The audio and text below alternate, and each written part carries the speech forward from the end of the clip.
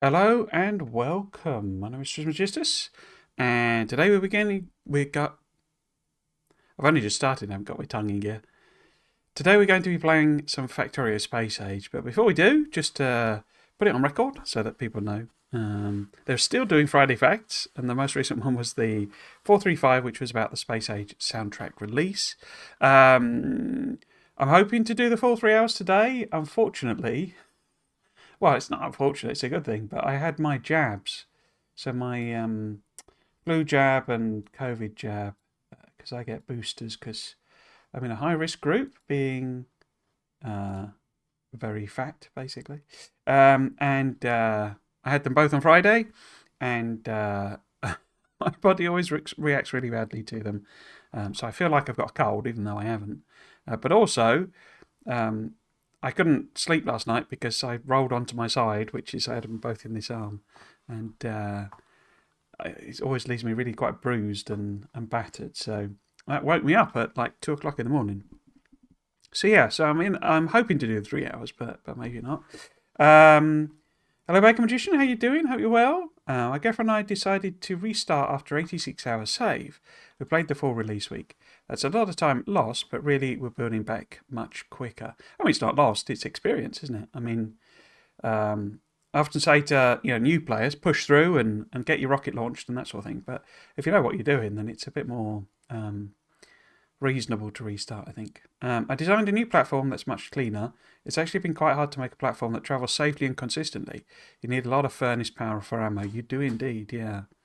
Oh, is the camera okay? Camera's okay. I think I've worked out how to get around the camera thing. That was a heck of a saga. I mean, it's dull and tedious and boring, so I'm not going to recount it. But it's all like there's all these workarounds that you can do for getting your camera to start. Because basically what happens is after half an hour, well, 29 minutes and 29 minutes 59 seconds, it basically shuts itself down. And then because of how I've got it set up, it does restart. But it wouldn't restart unless I configured it in a particular way. And it's sometimes what happens, that's why the camera goes off, is that it doesn't restart, and it just sits there showing no screen, basically. And it's built into the camera. It's like a hard-coded thing in the camera. And there is something called Magic Light or something, Magic Room, I think it's called, something weird like that, which was this like open like hacking project, basically, which was people messing about with the OS of digital SLR cameras. I said I wasn't going to recount this, but I am now.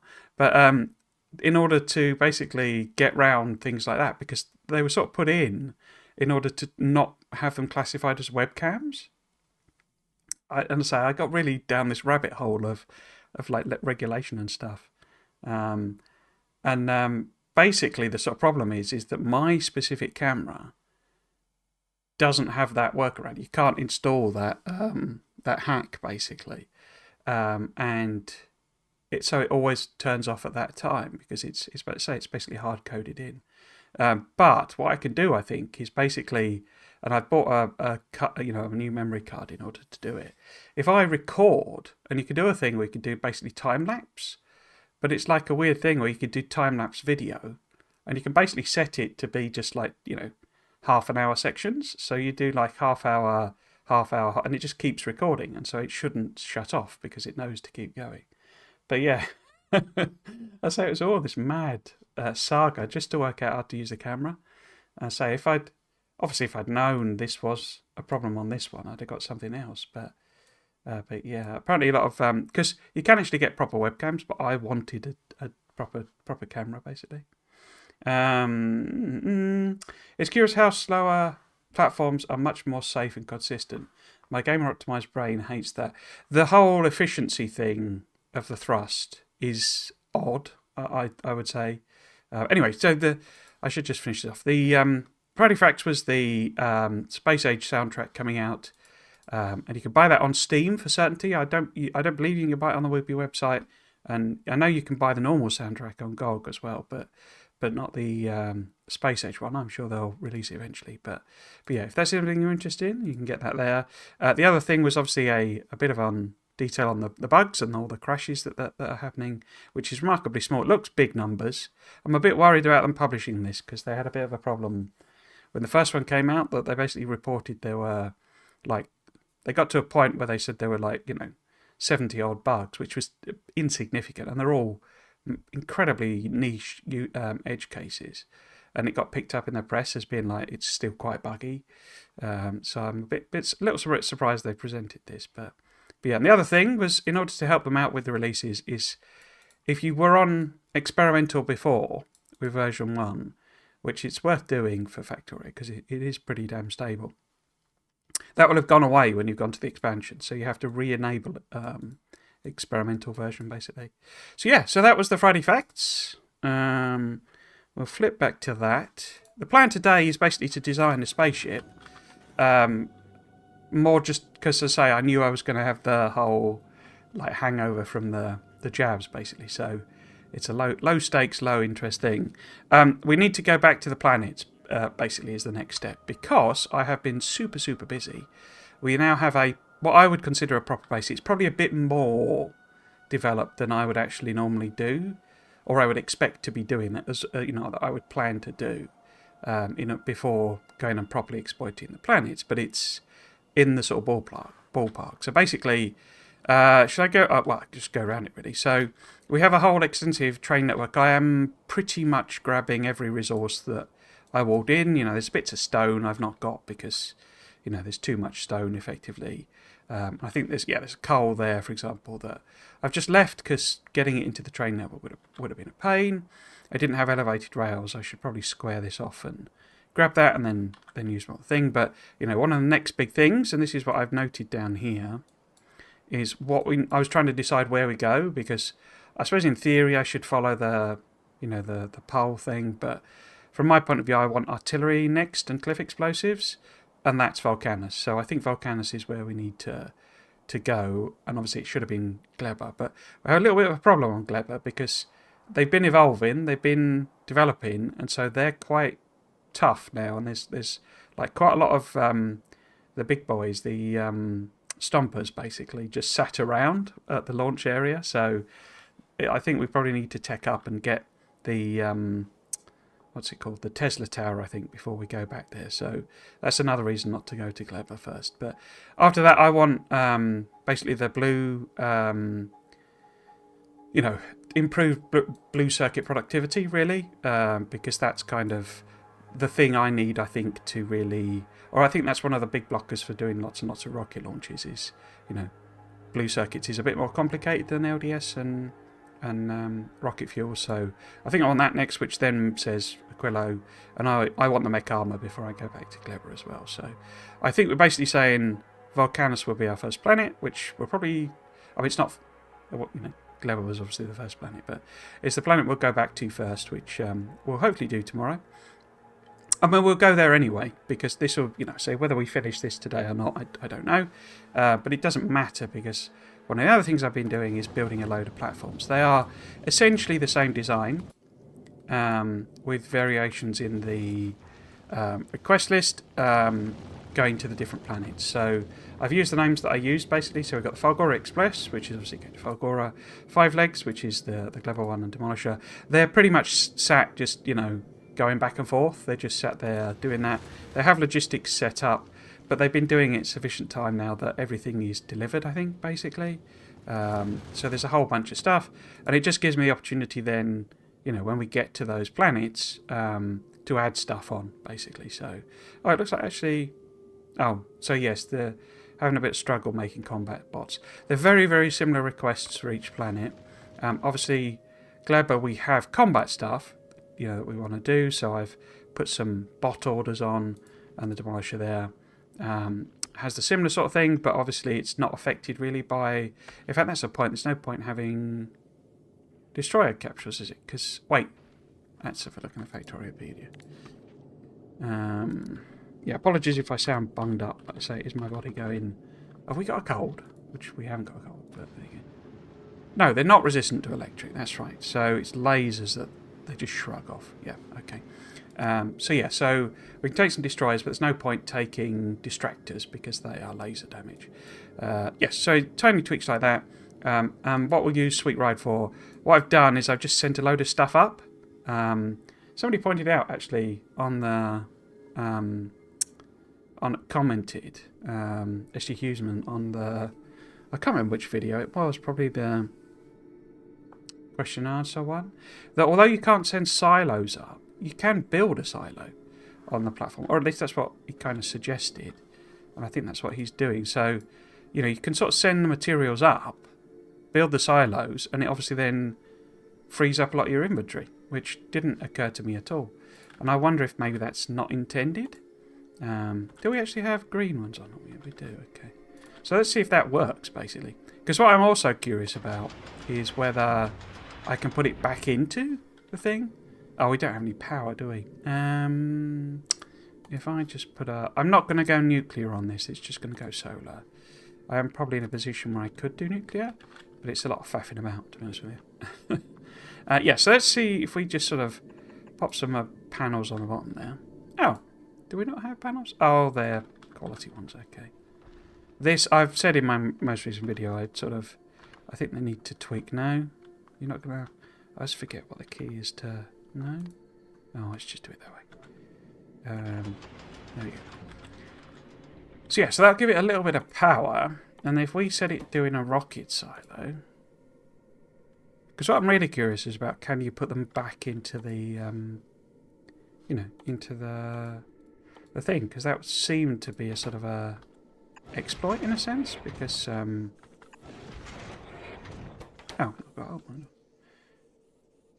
because then that would allow you to drop them down, because obviously if we can't build them, if we can't drop them down, then it's sort of a bit pointless building it. But let's give that an experimentation. But yeah, in terms of platforms, the whole thrust thing is odd. They do also suffer from drag. And drag is proportional to the width of the platform. So like a thin spiky one, I think has less drag, but it doesn't talk about the drag in Factoriopedia at all. So if we go to thrusters, there we go. So this whole performance curve, I sort of think I get what it's doing now. It's basically this efficiency. Where is it? Which is efficiency? Efficiency, there you go. So that one there is what's governing the speed thing, and it is a weird situation, like you say, Bacon, where it's more thrust doesn't actually increase performance in the way that you'd expect, because it increases the fuel consumption, which then decreases the efficiency, I think, because the fluid usage, goes skyrockets. I think something like that. And basically, if you start adding more chemical plants, it gives you more fuel, but they become more and more inefficient in terms of how much fuel they're using. So yeah, I'm pretty sure that's more Kleber, Aquilo trip territory. I don't think it really matters for inner things. I bounced off Kleber pretty hard when we first went there. We decided to bootstrap all the new planets for the experience, and it was miserable on Kleber. If fruits are hard to find, ship in consistently. You have to fight pentapods, but the stompers are difficult. On top of spoilage, I just couldn't do it. Yeah, I don't recommend bootstrapping any of them. I get the desire to do it, but it's just not. When on the land party, the person who went to the first... So is that unloading it? It didn't unload it, did it? Oh, it's not actually finished. Okay, it's not got any steel. Okay.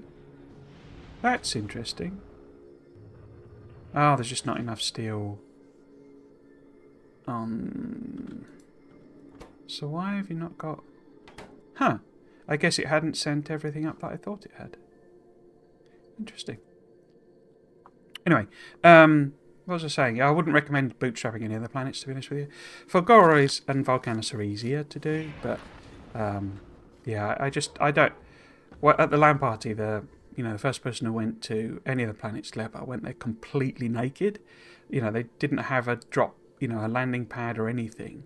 And it was... I mean, they were having fun, but it seemed like a pretty miserable experience to me.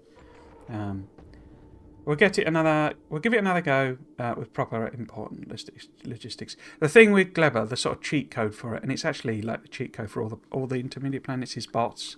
Take a load of bots with you and chests and all that sort of stuff, because it just makes it all so much easier. You know, you do the whole trash unrequested, and it just gets rid of your spoilage. You build a few of those burner towers, and it's just an easy way of getting rid of spoilage. Something that people seem to recommend on the Discord when we were doing the whole, land testing, beta testing rather, from after the LAN, is not to bother about recirculating stuff. Basically, just have it as pass through, gets to the end, stick it in a burner, because the fruits, when you get them, are so productive. It produces so much stuff that it's not really worth, recycling things and trying to do them. I mean, you could maybe do it that, like, if it's 90% fine, then keep going, but it's not really, it's not really sort of saving you anything. Maybe if it's a mega base, you need to think about that stuff, but, Meanwhile, I made a single self-sufficient island on Volgora. I was having the time of my life playing. It was so much fun. I got the compulsively sought magic cards autism, and I just love fiddling with all my buffer chests. Yeah, I really like Volgora. I think it was also interesting that the feedback from the devs who'd played on multiple of the planets, Volgora was their favourite as well. They really liked it, and I really enjoyed how it reverses the whole system. I like they made stone as a byproduct from lava and scrap.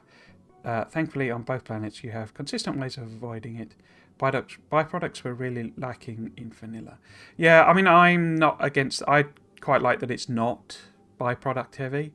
It's one of the things I always found a bit tedious with, your bobs and your angels and all that sort of stuff. Is the whole byproducts thing. It just seems. It's meant to be realistic, but I don't think it is really. How are we doing with this silo then? So it looks like we're missing quite a lot of stuff, so we'll have to just leave that to chug away. I was hoping to get it quickly done, see if it worked. Because I say, the thing is, can you put it back in there, and then therefore you can drop it down to a planet? That's what I'm really curious about. Because you could build it, and then what? You'd need a recycler to get all the material out. I do remember thinking when they first announced these, whether you could put rocket silos on. That was how we would get stuff down. You'd put them on the actual platforms. As you can see, I've just created a big square blob, so there's no rhyme or reason to this really yet. I guess I need to keep power going then, don't I? So how might I do that with not causing myself some problems? So we just sort of tuck them in there. Yeah, I'll hopefully keep it going. And then did I send up landmines? I think people have now finally worked out that landmines are the secret sauce for platforms. I'm not a particular fan of the fact that they're quite effective. I think it doesn't make sense, it's particularly since it's on a platform that you'd expect it to damage as well. But yeah, so let's have a think. I guess one of the things is how many thrusters am I going to put on this bad boy, and how am I going to arrange them? Because I could set that up and then just sort of blueprint it, maybe. So we put one there.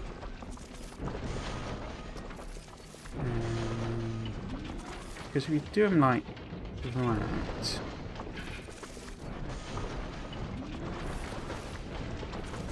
Do the pass-through, I think, can't you? And I think it passes through everywhere. Because then we've got an orange connection that way. And a blue connection that way. So we would need to connect blue here. Is that right? I think that's right. Maybe I should move them over. Say, I'm not really intending this to be finished today. It's more sort of having something to stream while I feel like crap. Really not a fan of the thruster efficiency thing. Maybe I get used to it, but it feels very unintuitive. Meanwhile, whole belt readers are awesome. I've been using them everywhere. You make minced belts, controlled spaghetti. Just reduce how much buffer is on a belt. A minced belt, interesting. I don't know. I'm not the biggest fan of sushi. You know, the whole sushi like concept, really. So I've kind of not done anything with mixed belts or anything. I think belt reading is probably going to be useful, but I don't know. I just sort of. It's one of the things that feels a little unintuitive to me, basically. So if we do, because they're getting a blue from there.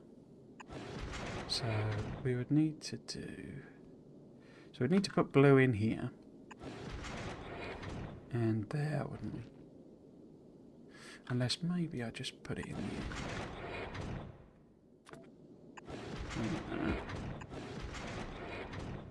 And then we would end up having to do something similar here.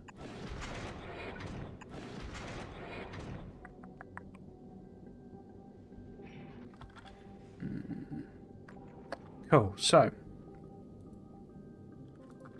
I know you can get quality thrusters and they improve the efficiency as well. By mince belt, I mean you can have gear, pipe, excuse me,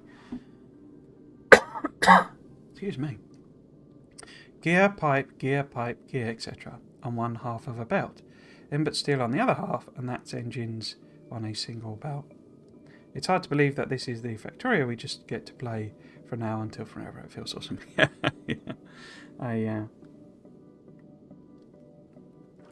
I'm really interested in just playing version 2. I did start a save straight when I came back from the LAN with as a sort of a. So what does version 2 look like now? You know, what is version 2? So the orange would be there. And yeah, it was I don't know, it was interesting in a sense, but I don't know. I'm unsure now whether I'll ever. I suppose maybe if I do multiplayer or something like that, maybe. But if I'll ever play just vanilla. I don't want to do that then, because actually I could have that coming out of there, couldn't I? Because that needs to be orange, and that passes through. And I could also put blue in there. Do I want to? That's the question. So if that was blue, that has to be blue. And blue needs some sort of connection. So we could do that. And we could do the same concept there, but we wouldn't be able to exactly align it, would we? Because maybe we could. Oops.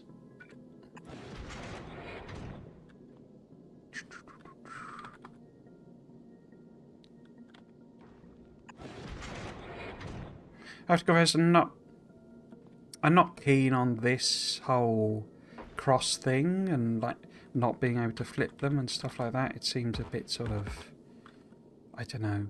It always leads to like nasty pipe spaghetti. Let me think. Do I want to put that in there? Because that's the blue.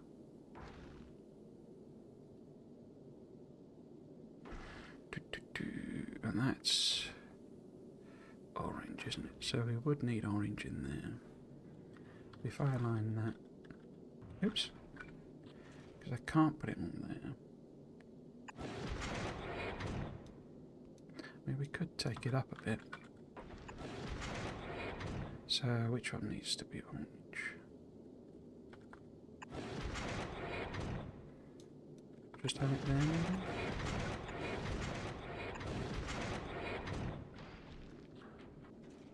Because that then gets orange. Oh no, that does need to be connected as well. That's not too bad.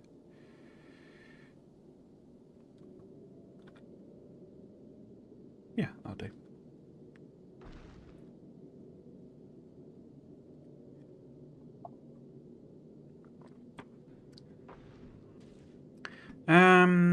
Cool. So, obviously we don't actually have to have those pipes at the top there.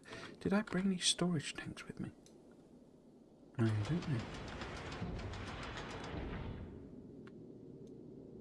Maybe I've put that there. No, that'll connect the wrong thing. because that's blue, isn't it? So we do one there. Maybe try and sort of make it a bit symmetrical. So there.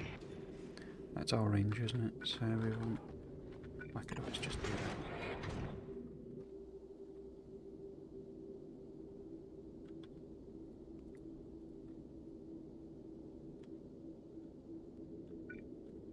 Maybe a third one just for funsies. We could maybe. So I'm hoping I've sent almost everything that I need up, but you never know. We could end up waiting for something.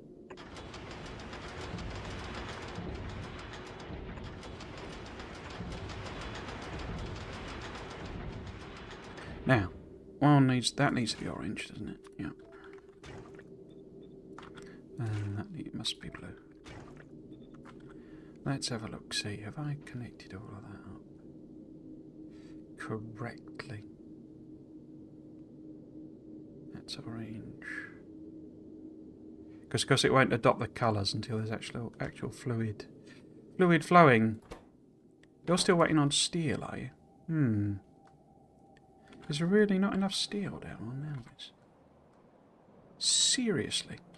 Well, what's all that steel then? What are you doing, bots? What you waiting for? Got all these rockets.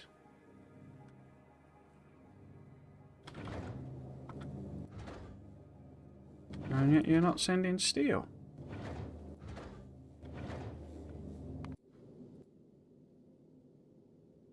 Why is it not enough to fill one rocket?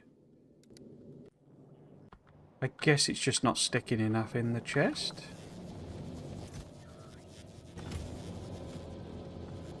Maybe if I just do an extra one. Because I've got like a spare array, but the problem here is like getting the stuff in. Because I probably need to start tapping some more patches, and more patches would mean going out and clearing space, and I'll be honest, that's why I want artillery. Just make it all easier, really. So we might as well, I guess, grab some of that as well. It is putting it out. It's just that other stuff is set idle. Yeah, and we've not gone full on beacons and stuff. I don't think power's a problem as such, because I have got a nuclear up and running. Yeah, there we go. So we could go nuclear on the platform, but it feels like I should reserve that for Aquila, maybe. I'm thinking that I might just double that up at some point there. Should be enough of that in storage. Anyway, we're lacking steel. Hopefully that will get sorted. Straight to concussion, no worries. I love the exhaust plumes from the space thruster. They're great, aren't they? They look incredible. They're a bit over detailed compared to the rest of the artwork. But since nothing can be placed in their way, it's okay to flaunt them. Yeah, the thing that's a bit weird to me, I clicked on the wrong one. Are any of these in flight? They probably won't be. Probably just sat there. But I could set. It's when you do it on this view, and it shows like this super detailed, like nicely artworked thruster plume, and it's like that doesn't fit with anything else on the on that view. Because these always end up looking like little robots to me. The platforms when you zoom them out. But yeah, so.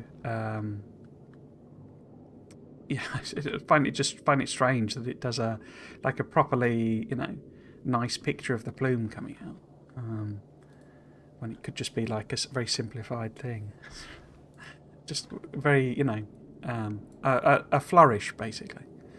I wonder why any of them aren't going anywhere. Oh, they're all just waiting for fuel. Somebody was sort of pointing out that really you kind of don't need to, because there's so much like available in on the journey basically. You kind of don't really need to have it wait and buffer. It's better for it to be moving around. But I don't know, I'm not sure I trust it enough to do that. So if these need, am I thinking everything going with efficiency?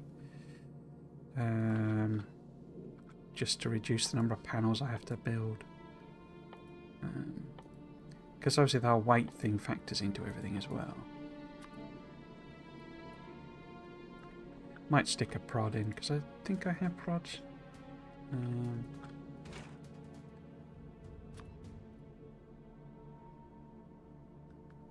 Slows it down slightly, doesn't it? 10% reduction. But yeah, so if I was to try and work out how much these actually use, I would get very confused. I don't think that's a simple calculation, which is an interesting choice, I would say. Because it's there, it's like the range of 6 per second to 120 per second is an enormous range, I mean, what's the average of that? It's going to be like, well, it depends exactly how it implements it, but if you would say it's 60 a second, then how much one of these producing now? 35, 36, oops. Yeah, so maybe if we do put a prod in, it's just that it's sort of a waste really, because you get so much carbon and stuff on the journey. So yeah, that's producing enough for, if you said 60, 120, 180, 240, 300. So that's not enough to continuously keep it going, but of course it will sit there and is this... They keep running out of ammo because I'm swapping over to nuclear basically. We got some behemoths now, which is why I'm looking to get some artillery. What are we doing? So yeah, maybe one more would be better, but also maybe we do put a prod in, which technically reduces it, doesn't it? And that's going to reduce my consumption of material, so maybe a speed is better. Yeah, I think I prefer doing a speed, which in fact, doesn't one efficiency offset it? Minus 20. I always get the maths wrong on these, because I never really max consumption. Yeah. So we go with one speed, I think, just to get it making something closer. But so it'll buffer anyway, because I'm not planning on this platform being an automated one.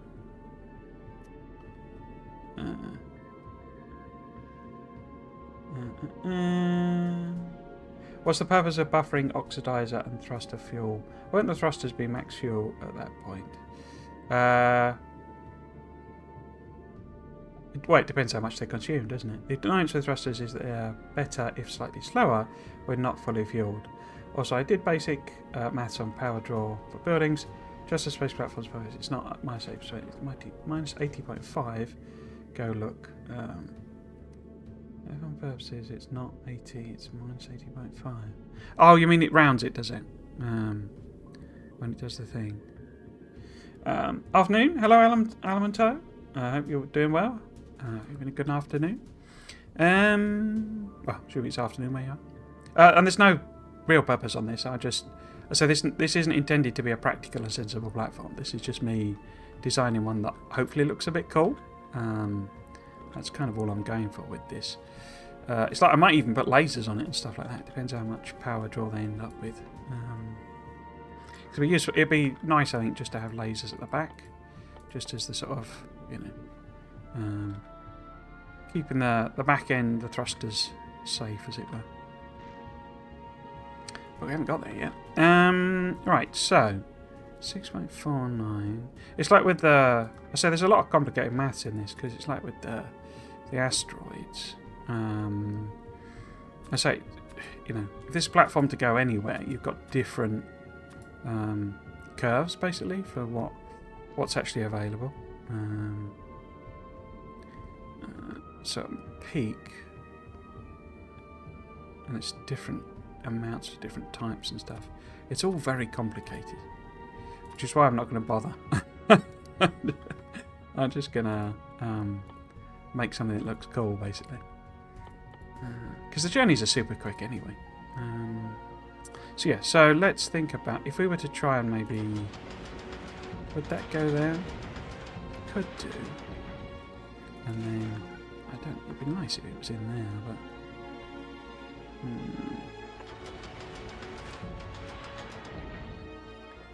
Let's see. Ice melting. Oops. There. And then... Goes to 20th second, and they only need 6.5, you see.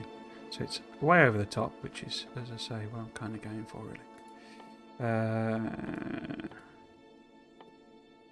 Let's see. Do I want to put tanks in as well?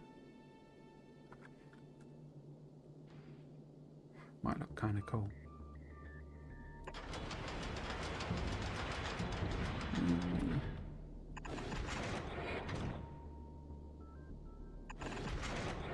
Oh, I need to insert stuff there, don't I? So, if we go... Well, I could always underground there as well. Oops. And that's not getting any fluid, is it, if I did it?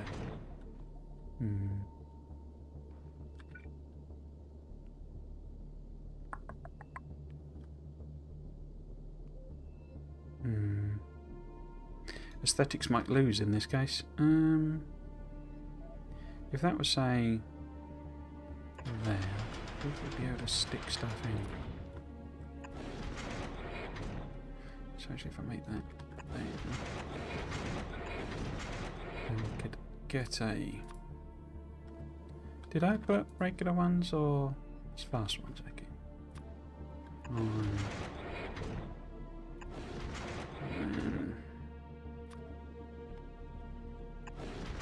Have one like that maybe? Let's just mirror that on this side.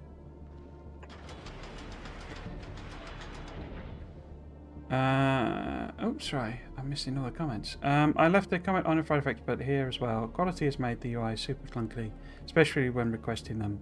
Really need some quality of life touches to make it smoother experience. Yeah, I can understand the struggle with that because it's one of the things I would say. You know, as you'd have seen from my stuff, I try not to be, it's a small indie team. There's now 30 of them, so they're a bit more significant. But it's like I don't think there's any in the team who's really like a proper like UI expert, as it were. And it's like to me, it's the difference between like Factorio and Satisfactory. Basically, is that they're like a studio with people who do that, have that specialization, and I can see where they've come from with a lot of the stuff, but it's kind of ended up as being they're doing a lot of like sticking plasters on onto existing things in order to bring in new stuff, and I guess there's an advantage there of this familiarity. But, just adding this drop down on here is not really a proper solution to doing quality because, if I want to select, I don't know, rail signals or something,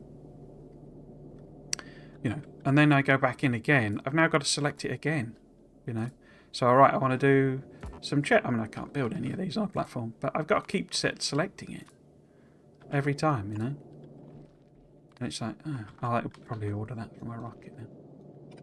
Yeah, so it really needs a rethink on some of the UIs. And particularly, one of the things I pointed out, it didn't really, I don't know, it didn't seem to sort of register in a way, is that this is inconsistent with this.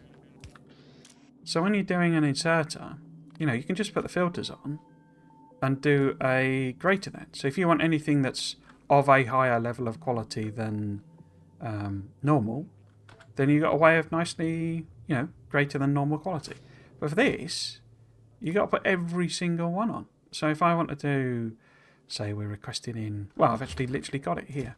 So this buffer chest, I'm trying to pull together the quality stuff that I've made, just so that it's got easy access to it. And you know, I've had to set up all the individual requests. And if I want to add a new one on, say I want to do level 3, which I can't do because obviously I've not done the tech, but, you know, I've got to find it in the list here.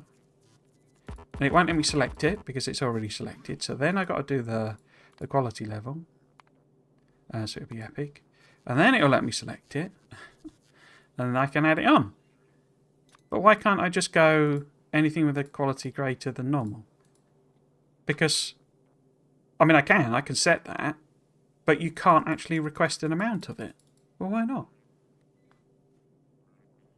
I can do it with an inserter.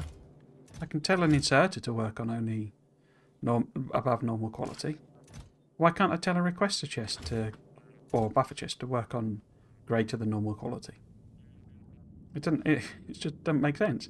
And I get there's a possible thing of if you want to request everything more higher level quality than, say, you know, normal quality, and you put 50, what does it actually pull in? Say you've got 10 of these and you've got 20 of these. Does it fulfill it with 20 of those, or does it fulfill it with 10 of those? And I say it's like a problem of their own making, in a sense, in that, you know, it's not really been designed, in a sense. It's just been, you know, put together as they've gone, in a sense. Hello, Slasdan. Thank you very much. Your Nova space is really orderly. Thank you. I've had a bit of practice. It is essentially a bus, so it's nothing particularly imaginative, but it's a bus sort of geared around... I mean, it uses... I did a whole series doing blueprints, and it uses them as a basis. So basically this whole science section here is really just my standard blueprints, because pretty much everything just works, you know. I have halved it, so this is only sort of the 60 science a minute build. I mean, obviously, and they're not, because, you know, modules and beacons and blah, blah, blah. And then, for example, the green circuit, red circuits, blue circuit builds, they're all just my standard ones. But that's all being augmented by an off-site build, which this is where I would really want to be doing it with, you know, the EMP from Folgora, because it's not actually all that efficient to do this with normal buildings now. You know, it's really... We kind of need to be transitioning to the new stuff, because then we'll get the 50% prod, and, you know, I can build quality ones and we can get even more. So yeah, this is more like a stopgap, but by building it off-site, it's like more replaceable. You know, I can build a new one once we've expanded, once we've got artillery. I can build a new one that uses EMPs and then just sort of delete this, basically. And of course it's then got nice drop-offs. But yeah, I've had a fair bit of practice building orderly bases, so I'm not usually too bad at it, although still managed to build some, you know, trap myself into spaces and things like that. Also, we were very excited for early quality, but it's a hassle in your wall. If you make 400 inserters, you're only getting 4 to 8 higher quality, which is barely adequate for anything. Electric furnaces are a decent target for platforms, and quality green red chips let you make higher quality team modules. Yeah, I mean, I generally just chuck in a few, is how I've been doing it. So this is obviously not my original production hub or mall or what have you, but I just focus on a couple of things. So getting quality panels. I think I did accumulators as well. Yeah. And then obviously personal equipment. I'm just rolling the dice and seeing what I can get on a few of those. Let's see if I can get a few bits, and then obviously I'm basically equipping them. But I don't. Yeah, quality seems like it's like a real hassle. You know, I think you have to build your base to do it from the beginning.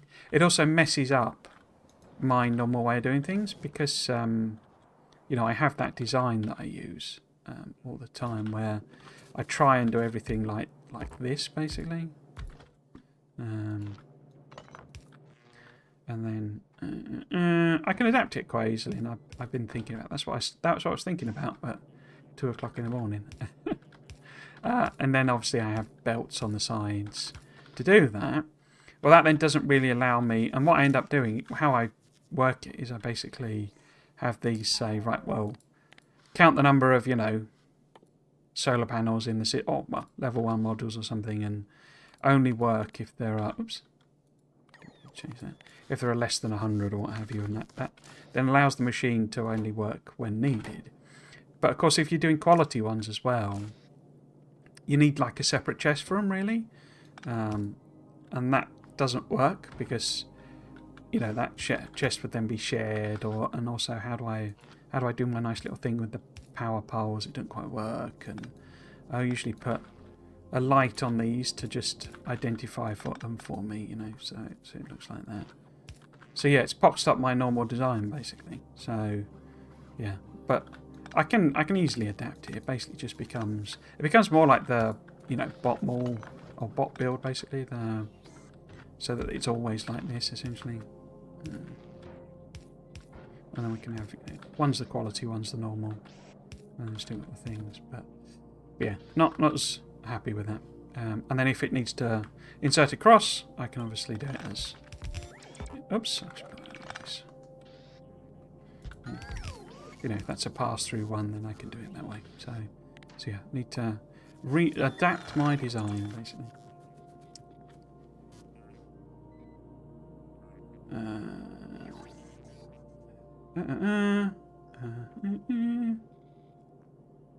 I still have so much spaghetti, and I'm nearly at endgame science. There's nothing wrong with spaghetti. I like spaghetti bases. You know, if you've seen it in my other series, but the ones I was doing like Bob's and Angels and stuff, I was deliberately doing spaghetti, and I was trying to make it messy and stuff like that. Because I really enjoy how they look, sort of thing, and this like chaos that functions is quite appealing. But it is difficult not to just repeat your same basic patterns, because you know they work. They noted in the Fulgora Friday Facts this quality carousel, which I experienced and is really fun. A little fun micromanage minigame where you stuff higher and high quality in your quality module machines. Yeah, I say to me, quality just, you know, that was my experience that then I put in and messing about. I say afterwards that quality really only becomes a thing when you go to Fulgora, and it's why I think the like clue that they're giving you that that's the case is this whole thing that, you know, level 3 quality modules are a Fulgora thing, and also, you know, the actual, I mean, obviously that's, you know, Gleber locked, and this is like a all science one, isn't it, basically? Yeah. So, but the point is, you know, save it for later and do Fulgora before you do quality is kind of the implication to me of that, you know, that's where you really want to kick in with quality. You get this wonder ramping feeling and feel like you're taking off. I just have separated quality segments in my base and they work well enough. It may eat more resources, but there is enough insane productivity in space age, so I don't really mind. Hello Smalls, how are you doing? Welcome. One way of doing quality is via having massive throughput and use processor binning like Intel does in with their factories. Well, indeed, yeah. Yeah, I mean, putting it all the way through is probably like the ultimate strategy, isn't it? Of like, you know, miners having quality modules, and then you can just siphon away the higher stuff, because when you're rolling the dice, you know, it's, you know, going to be way more efficient to roll the dice on, you know, a level 4 going to a level 5 rather than a level 1 going to a level 5, because that's such a small percentage chance. So yeah. Just me, as in, oh, sorry, I missed the other comment there. Sorry about Smosk. Every time I'm on Fulgora, I feel like it is the dead planet from Doctor Who. I can't unsee it. Just me. I found it. So I really like the challenge there. In terms of like the artwork of it, I do think it is a bit too samey. You know, I get it. I get what they're going for. But the entire planet is just red. You know, it's sort of, it has echoes of Mars and stuff like that, and you know, you've got sort of calling out, you know, to classic sci-fi of, you know, I guess Total Recall as the film is, but you know, it sort of has that feel to it, and I do love the, you know, this whatever it's called, edging stuff, whatever they called it, the paving and all this sort of stuff. I love those touches, and the buildings look great, but the actual, you know, stuff of the planet, like this oil sands, it's very, very samey. I do like, you know, these touches add quite a lot, but you could do with a little bit more of that, I think, you know. And the paved things kind of blend in just a bit too much. But yeah, it's very, very samey in a sense. And I guess that's exactly what they were going for. But Gleber has the exact opposite problem to me. It's sort of so busy visually that I really struggle to see what's going on a lot of the time. And like, I can't show it because, well, this was, oh, I'll show you there. We have some very friendly neighbours, basically. That's why we need to get teched up and get some military stuff. Because as soon as I arrive, I think they're gonna want to have words with me. But there's so many different terrains, and you know, it's so much that it's like literally the opposite problem with Falgora. It's too much. And then Volcanus looks, I think, is like a good compromise between, you know, looking samey and that. But you get the problem on this, where, I mean, you can't really see the coal because it's black on black. So yeah, I kind of hope someone does a mod with this one. I don't think it should be in the base game, but a little mod that like picks out the edges, you know. You can always turn decoratives off and stuff like that, and that helps a bit. But this is so black on black. It's very, very difficult to see for me. But those are all minor little tweaks. I think the oil sands being the same colour makes the planet super boring. It's all just orange-brownish. Yeah, I'd say so as well. It could, as you know, there's like a sheet. The other thing I don't like on Gleber as well, we're getting into very nitpicky things, is when that whole mist rolls across this stuff. It creates that like an effect here that's really distracting over the water. You know, I don't like that look at all. I mean, I like it as an artistic effect, but it doesn't. It's just very, very busy, very, very distracting to me. That. But yeah, I mean, these are all personal choice things. I don't think it makes the game worse as such. Orange brown. I really dig how Falgora looks. Simple, and it has that vibe. I mean, the first time we see the Dalek from the first Doctor from 1963, I'm not entirely sure I've seen that one.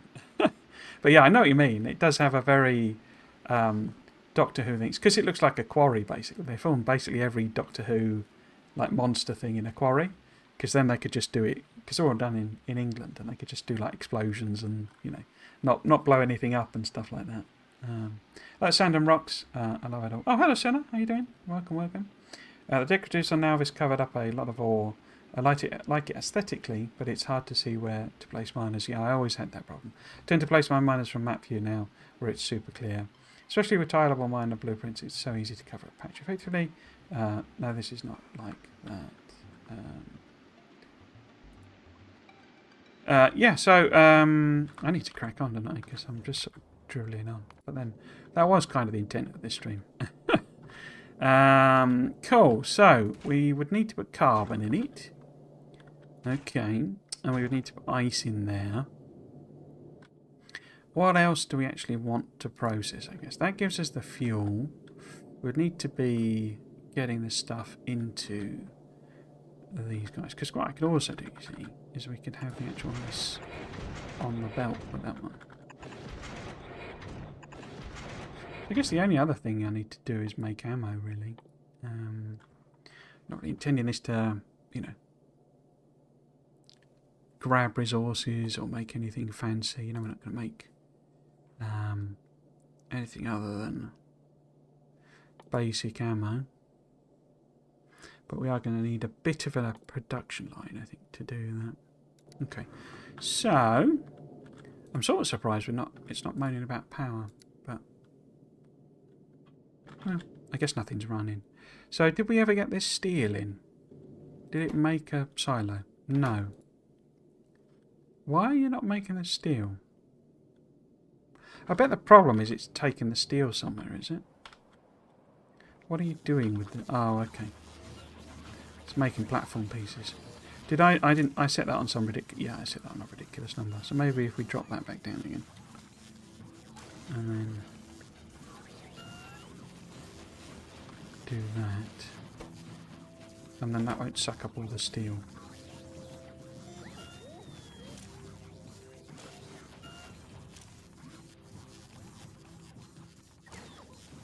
Yeah, because they'll stop.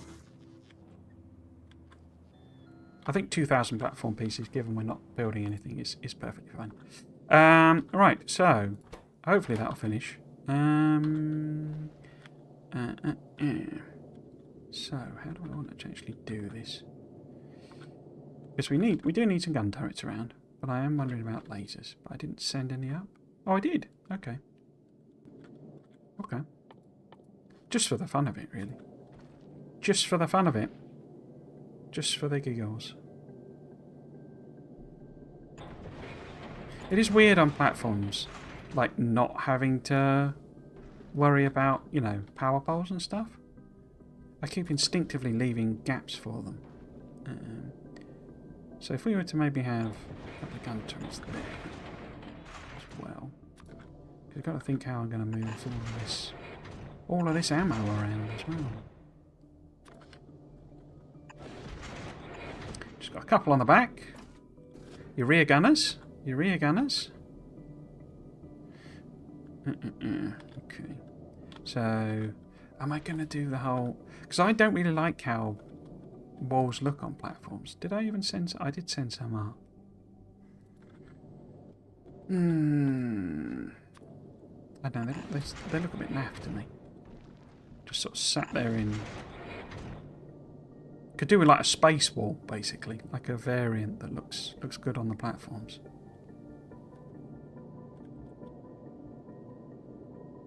And I've also got... I did bring, I think, some of them. I wish they clipped. I know, I get the whole thing of... Not clipped, you know, but aligned to the grid, basically. I don't know if there's a button for you to do that.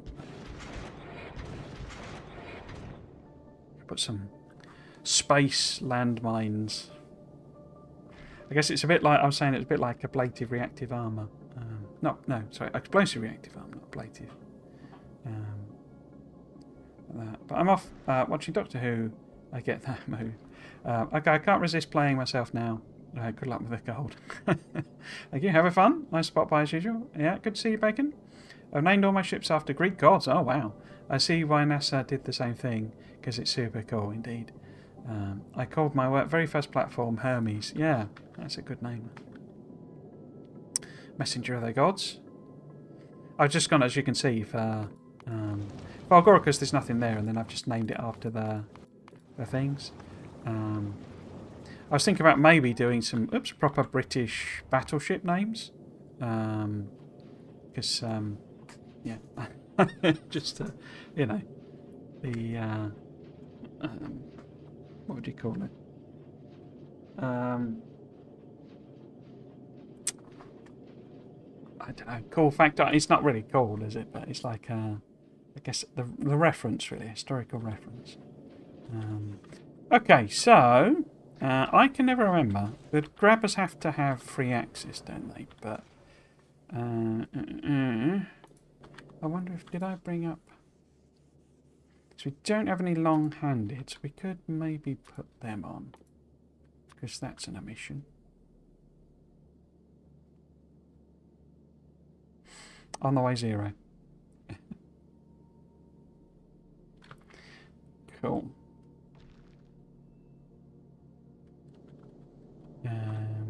Yeah, I always forget how to do this with the ground arms, because they need like the free space. But then I can't, if I surround them, yeah, you can't build on that. Okay, so if we did have some kind of, oops, no, don't grab stuff yet. Some kind of thing.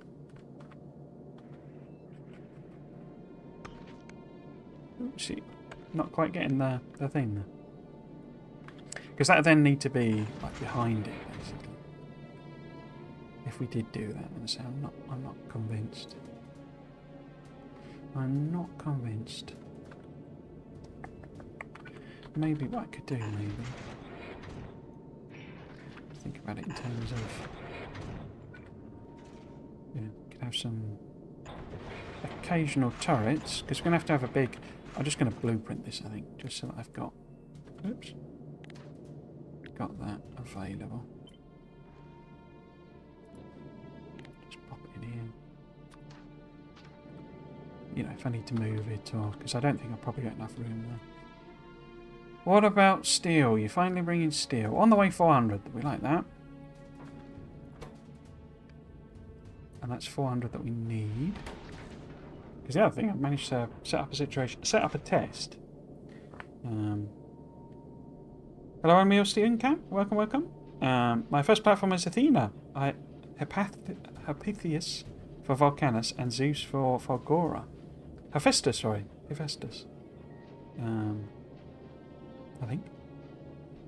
You're all getting a bit too classical for me there. I currently have the Demeter and the Artemis series of ships. You're all very, very much more imaginative than me. Oh dear. I just start thinking of some proper ship names. I quite like calling them silly things as well. Just like, you know, the SS Big Lump. SS obviously stands for spaceship. You know, because that's not obvious. But yeah, the SS Massive Great Lump in space. You know, something like that. And as someone pointed out, they're all very Borgy, the ships. You know, they all look a lot like Borg cubes. So, have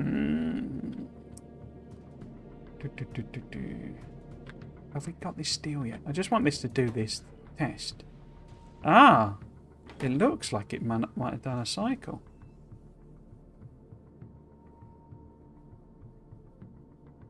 Can I see one in there though? Oh yes, it's done loads of them.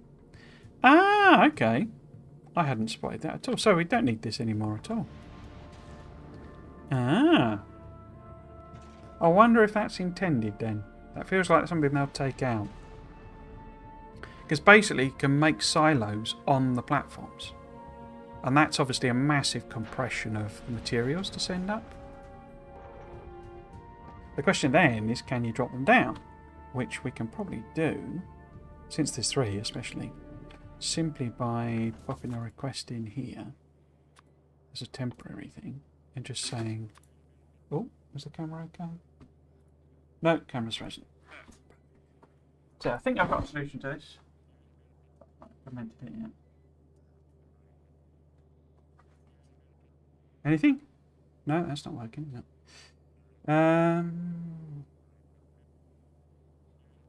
Why has that not worked at all?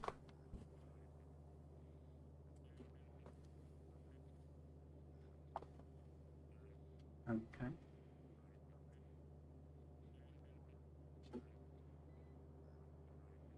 No, why is that not? Ah, that's not good.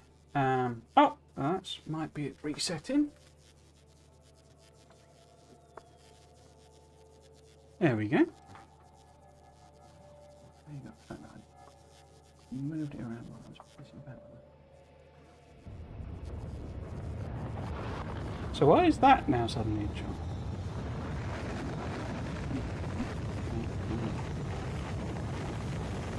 So I think I've got a solution to it, but I've not implemented it yet. Love the Greek gods, indeed. I do have a ship called the the Glebich for obvious reasons.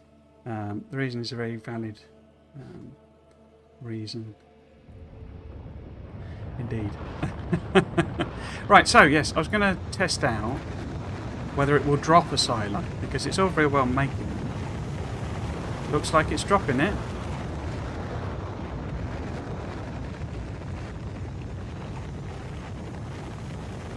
Wait for it to arrive. Just to make absolutely sure. Here we go. So yeah, so you can make platforms. Sorry, you can make silos on platforms and deliver them from space. Okay. That is interesting information to know. Okay. Okay. Yeah, I don't think I really want this. I just made it big enough to do, you know, what I was doing. So if we sort of, if we put maybe the, oops, solar panels down the bottom here, just for take them out of the way. Why are you not building?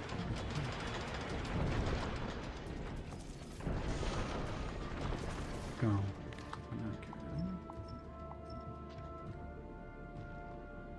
Yes. So what is people's general view on Gleba then? Is that the general feeling of it being the least favourite planet?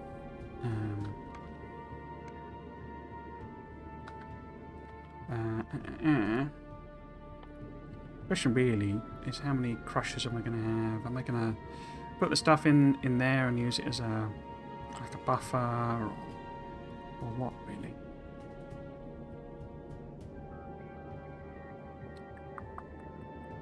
Because it would be nice to have a production area. In fact, did I have green ones on? I do. It'd be nice to have this kind of in the middle here, keeping our symmetry. We can then do ammo, maybe.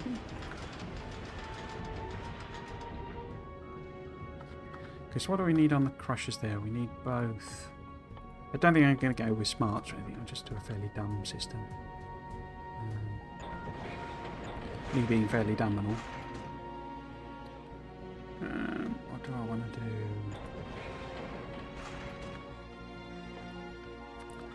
Because we could go...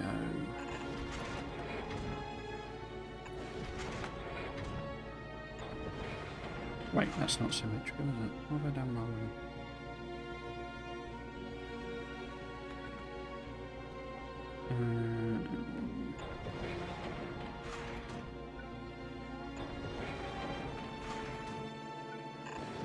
But then that can work, because move those over a bit entirely.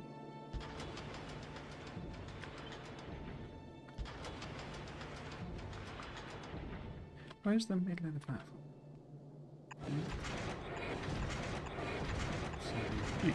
So those are the two middle ones.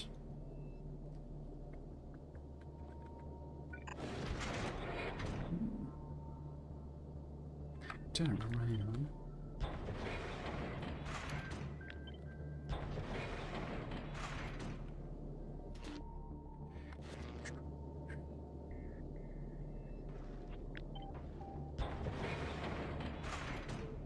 So no real rhyme or reason to this, just sort of aesthetics more than anything. Of course, I'm going to have to feed it back, aren't I?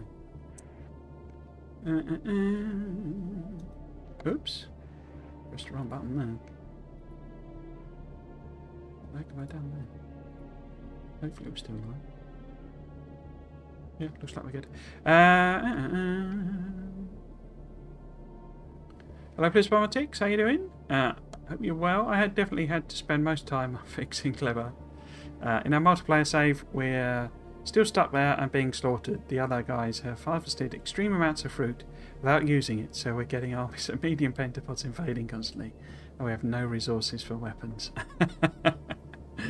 Yeah, I've stopped worrying about waste and have embraced the spoilage. Yeah, so my sort of, you know, how it ended up with how I think, you know, it should probably, or like the, I don't know about easiest, but an easy way of doing it is basically that you don't really need to bother with how to phrase it. You can just pass through the spoilage basically. So you don't bother storing it. It kind of goes against all of your instincts as a Factorio player about stockpiling and all that sort of stuff. But it just doesn't, because each one is like 50 like fruit. You know, each tree is 50 fruit, which is a lot of material. And once you get the landfill, you can build loads. But you know, it's like, it's so productive and so much stuff. You better just burn in it, because there are no pollution consequences on Clever. You know, it's just, it's better, you know, because you're going to attract the pentapods and all that sort of stuff if you know, have it knocking around, as it were, and you know, you're making it without using it. Yeah, you better just process it through and just burn it, just get rid of everything basically.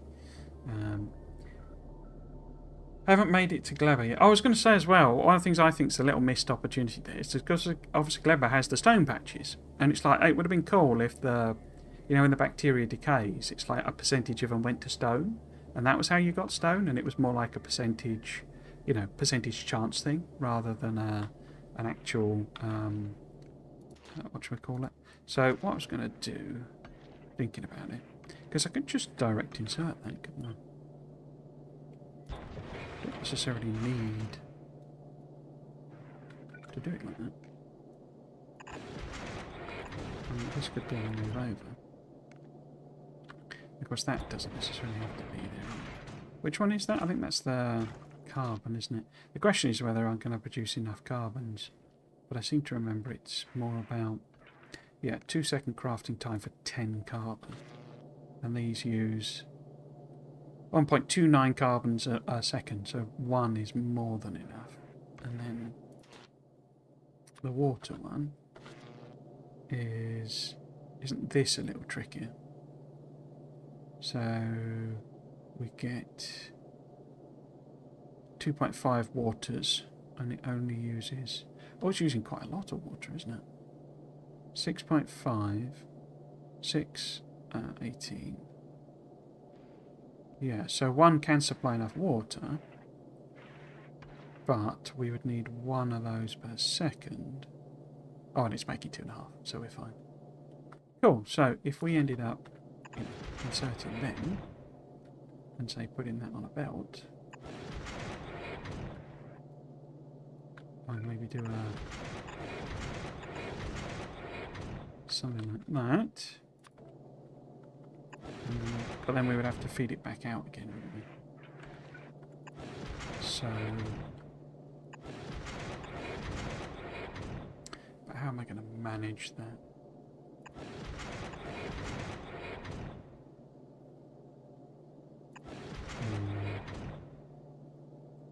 Oh, very good.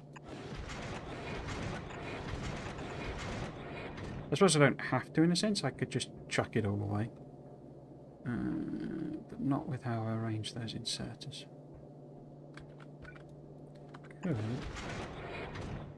Gives us a belt buffer as well.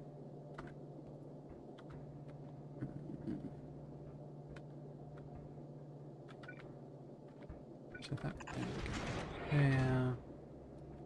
You would need to be that one.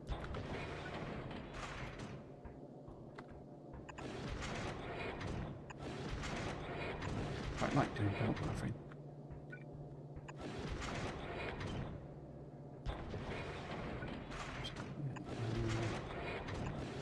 Back. So then eventually we could take that for disposal.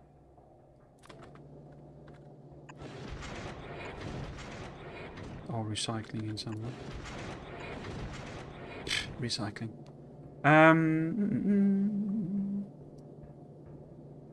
I haven't made it to Clever yet. I only made it to Volcanus and Volgora. Today was first time on Volgora.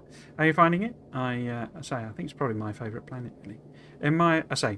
As I said, having crapped all over the look of it, I think actually it's my favourite planet. Well, Nalvis is probably still my favourite planet, to be honest with you. But of the new ones, in my own save, I have not even went there yet, but I'm about to. So basically, I really hate it at the moment. But it's kind of cool regardless of our hopeless situation. So my thing on it, going back to the point again, is take bots with you for Clever, because it just makes it so much easier. I mean, bots make all of them easier, to be honest with you, particularly in Volgora. But Volgora, because you've no threats and no time issues or anything like that, you can, if you want to do belts, you can do belts. It just doesn't matter in a sense. So yeah, because you have a threat on Clever and it's a bit of a pain to deal with.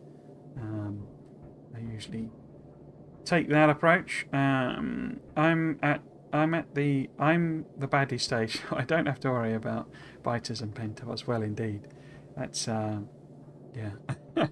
You've discovered you're the monster, even though I'm sure you probably already knew you were the monster. Recycle. Oh, we are the monster. The engineer's the monster. Recycling blue circuits also goes against all of my instincts. Yeah. I should be building more battleships, basically make a good blueprint. What I do is just amending the old ship. It's it's very tempting to do that, isn't it? I think, I don't know. There's a balance somewhere. I think of you've got so much. How to phrase it? getting stuff into orbit for the early to mid game is like a real pain, because rockets are quite expensive and but you get so many improved, like, so obviously now mining prod. In fact, I should probably set that going, really, since I've kind of finished building all the stuff I want. But mining prod is now, just purple science all the way. It just sticks with that forever, basically. So if you can make purple science, then you can get more mining prod. There's no locking it to space science anymore. But then also, your steel productivity. In fact, it's probably cheaper, isn't it? Yeah. No, it's a bit more expensive. But steel productivity makes, low density structures cheaper. You've got a specific one for low density structures. You've got... Does plastic have one? I can never remember. I think I've done this multiple times. Yeah, you've got plastics one. So low density structures become super cheap. And of course, Factorio is you just get them directly anyway. Does scrap have productivity? I forget, because there are so many of them now. Does scrap have... Yeah, so scrap has productivity, so you're getting loads of everything anyway. It's just like, it gets nuts with the efficiency of it. And blue circuits have their own... Don't they? Oh, no, they're called... It's not called blue circuits, is it? Processing units. They've got their own productivity, and they give you 10% each go. It's plenty. And these costs, seem high, but of course, once you've got the old biolab, everything is just slashed in half. So that's 750. So it just gives you so much. And does rocket fuel have one, or is that the only one that... Yeah, it does. Okay. So absolutely every one of them gives you a 10% buff each time. And so it's very tempting. You sort of, I guess, it becomes a lot easier to make platforms later on. So I don't think there's any harm in just being a bit more sort of conservative and reusing the same one early on. But then later on, you'll just be... that save we saw of Factorio, where they had just, ships and, silos and silos and silos. Well, that was the reason, because they'd obviously done a lot of the prod researches, and so they could just spam rockets into the, into orbit, basically. So, if that's that, I might do a bit of belt monitoring, and then, put stuff on the belt only when needed, type of thing. That sounds a bit fancy. But yeah, we would need to output that. Well, that's assuming I put it on in there. Do I want to do that? Because what I'm sort of thinking is I have a belt basically that goes around the edge that could be all of the output from the grabbers, as well as the actual ammo. Ammo on one side and grabbers on the other. Something like that, maybe. And then I don't do the whole... and then I could... Because this could be the other way around, this build, couldn't it? It could be going that direction.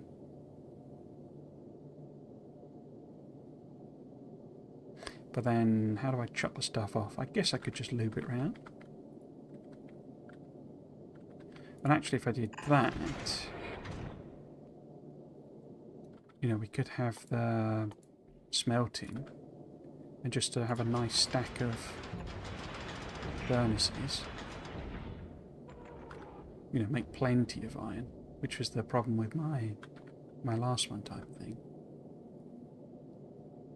And then effectively, because I could fill... Well, if I did that, I'd lose some... But then I don't care about that. I'm going to chop all this off, I think.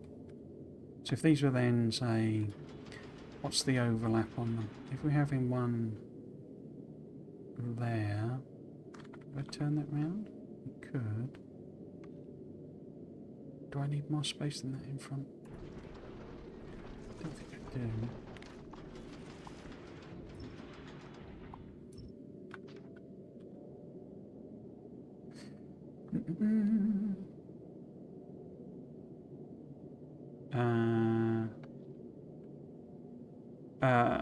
Hello, Guy Value. Thank you very much. Live, yay. Love your content. Thank you very much. It's very kind.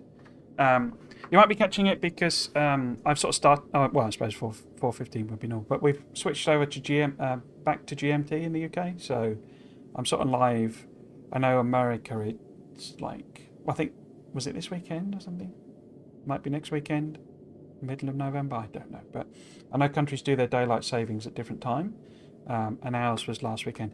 I completely didn't. I mean, I'd been trying to keep, make sure I didn't forget, and for ages about daylight savings, and then I literally, because the weekend that it happened, what was I doing? I think that was the weekend. Yeah, that was last weekend, wasn't it? And I was just so wrapped up in all of the stuff I was doing that I didn't realise the clocks had changed, and I wasn't doing. There wasn't anything where I was, there was a clock, as it were, that I was, I was having to do something at a certain time or anything like that. And so I just sort of suddenly realised at like 7 o'clock that it wasn't 7 o'clock; it was actually 6 o'clock. It was weird. It was just, I had absolutely no idea it happened, even though I'd been keeping track of. Well, this is the weekend that it changes. Hello, Olifab. Welcome. Very fuel focused, I think. Hot rod mode. I think our nicknames should show up in search. Do you mean these on here? They were sort of talking about that. About maybe doing some of the most common ones, like blue for that. But the sort of problem, I think, is that there's just so many variations, and I think people all just assume that they're the one they use is the most common one. So like them, some people call them underneathies and undies, and I think there's a whole bunch of names, and like a lot of people call these grabber arms and stuff like that. And I think everyone, say, who's got a nickname for them just assumes that everyone uses the same nickname, and they don't. Oh yeah, search for blue circuits, indeed. I am doing all the sushi stuff and manually set limits for every item, which gets a bit tedious and error-prone. Yeah, that's why I tend not... I say I'm not actually that big a fan of sushi. I kind of get it, but I don't know. I don't know. Feels a bit sort of overcomplicating something that doesn't need to be overcomplicated. We already experienced the nightmare that is clever. Oh, we've been there, and I've obviously... played, as it were, on it a bit. The problem we had when I went there for the because my viewers basically picked which planet we would do on launch day, and my base was not up to the job really. It wasn't really able to produce enough stuff, because how I've been doing it is basically to go there with bits and pieces. Oh look, we've got a whole load of stuff that doesn't fit in because it doesn't have any bots in order to build stuff, and that's part of the problem basically. I was massively underprepared, and I was in the bootstrapping sort of territory, but I think the stream it was only halfway through when I even set off, because I hadn't even built the spaceship or something like that. So I have been here and I have played here a bit. I'm not the biggest fan of how I was saying earlier that the terrain side of it makes it really difficult for me. I sort of hate all of this shallow sea stuff. I just find the building there a bit of a pain. And really bots are kind of the answer to how I've been coping with that basically. And I just didn't have bots. There was just not the infrastructure to support anything. So yes, have been there. As you can see, the locals have been setting up some delegations to come and have a chat with me when I come back, but we're not going to do that for a while. We'll go to Volcanus and Falgora first, I think, so we can get some artillery in order to improve our negotiation tactics. The sorting on Falgora is quite fun. After some trial and error, I have a nice setup for it, that seems to never jam even when the large storages are full of stuff. The Holmium stuff is really rare, so I put prod modules in everything that uses it, and it helped a lot. Yeah, it's really rare considering how much you need. If you look out for those little fulgurite little tree-like things, they're like one of the best sources, and it's worth early on just running round, picking them up. I don't either. I just show up to work an hour later until someone yells at me. I really tried, but after I unlocked the spider's run, I was like, get me off this planet. I don't think I even automated iron better than hand mining. Yeah, I like the the bacteria thing. I quite like that as a mechanic and setting it up. It does get annoying, as I say, when you're trying to do it without proper building areas and you can't landfill stuff and stuff like that. And that's why I'd set this chest up to do a load of landfill. In fact, let's just get it chugging away again. Because, yeah, just filling out these shallow seas is just like a necessity for me.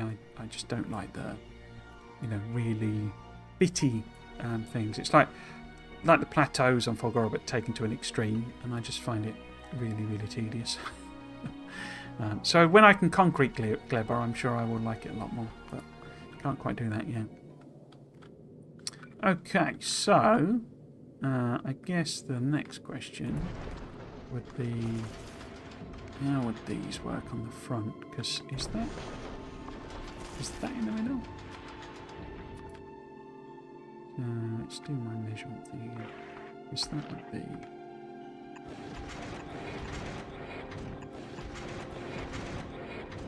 So that's the middle. Oh, it's doing the whole. This is a little thing where it's trying to do the calculations, basically. Interesting that that's popped up. So it will be sort of there-ish. Assuming we do end up with my sweet ride basically being a massive Borg cube, which I quite like the juxtaposition of calling it one thing and it being another.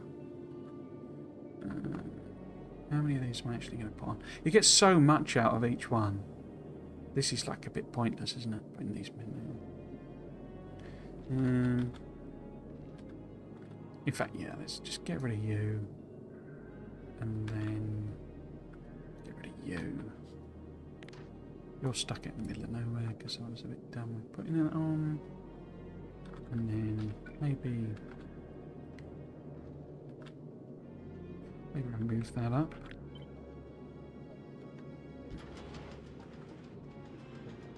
One of the things the devs said is that, those ships they've been showing like in the Friday Facts, they were kind of intended as a bit of a, well, here's a design for you. Yeah, that was sort of you obviously don't have to do it that way or anything like that, but these ships work effectively is sort of what they were kind of trying to hint at with that.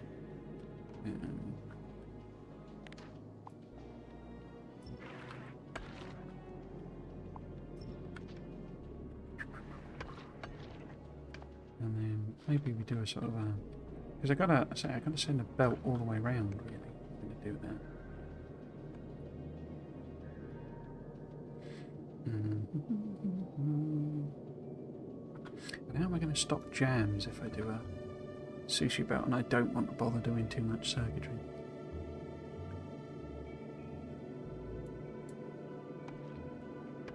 Nah, I'll have a separate belt, I think. Ammo. We'll feed that in later, I think. So if we do have one here, for example. And if I'm not really using this as the storage for anything, I don't really have to bother moving them down.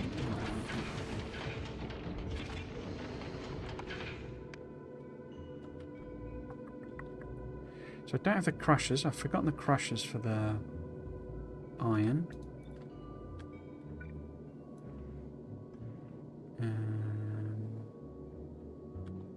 Do I just put that on there? What is actually going on here? So we've got, if they all just put on a single belt, and maybe we do something a bit swanky there. Oops.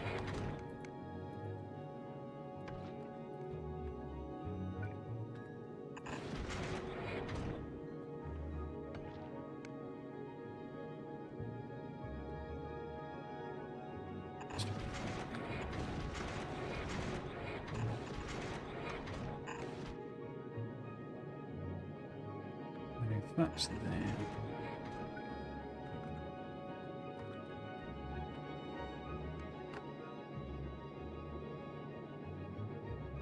Could have them poking out a bit more, couldn't I? Or maybe just chip the platform away a bit.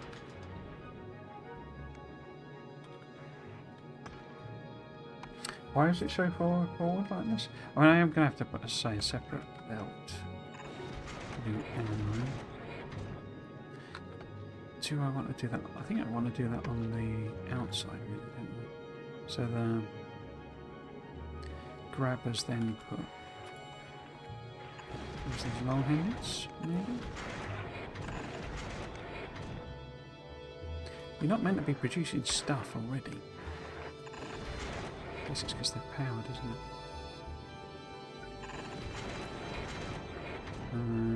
Where would the gun turrets be? I guess gun turrets could be using a separate... I mean, they don't even have to be poking out, really, do they? Thinking about it. Could go back to that.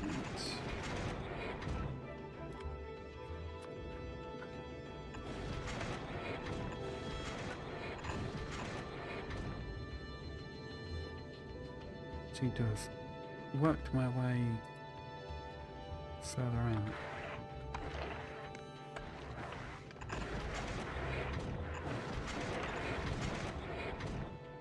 I love the build animations. One of my favourite little details there. What? How have you got? Oh, cracking.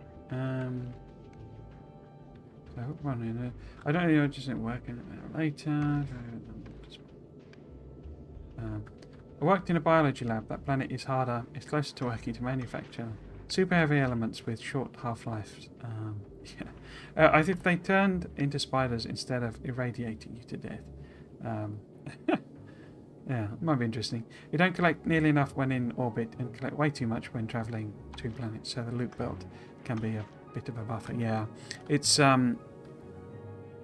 just like my instinct is to, like, all these platforms, they sort of sit in the orbit of the planet and just try and build up stuff before they set off. But someone was pointing out that actually it's like better if they're moving, and I was sort of, the other thing I was kind of thinking about when I was woken up by the pain in the arm was I think a Factoriopedia, because they will obviously have this was like using them for mining.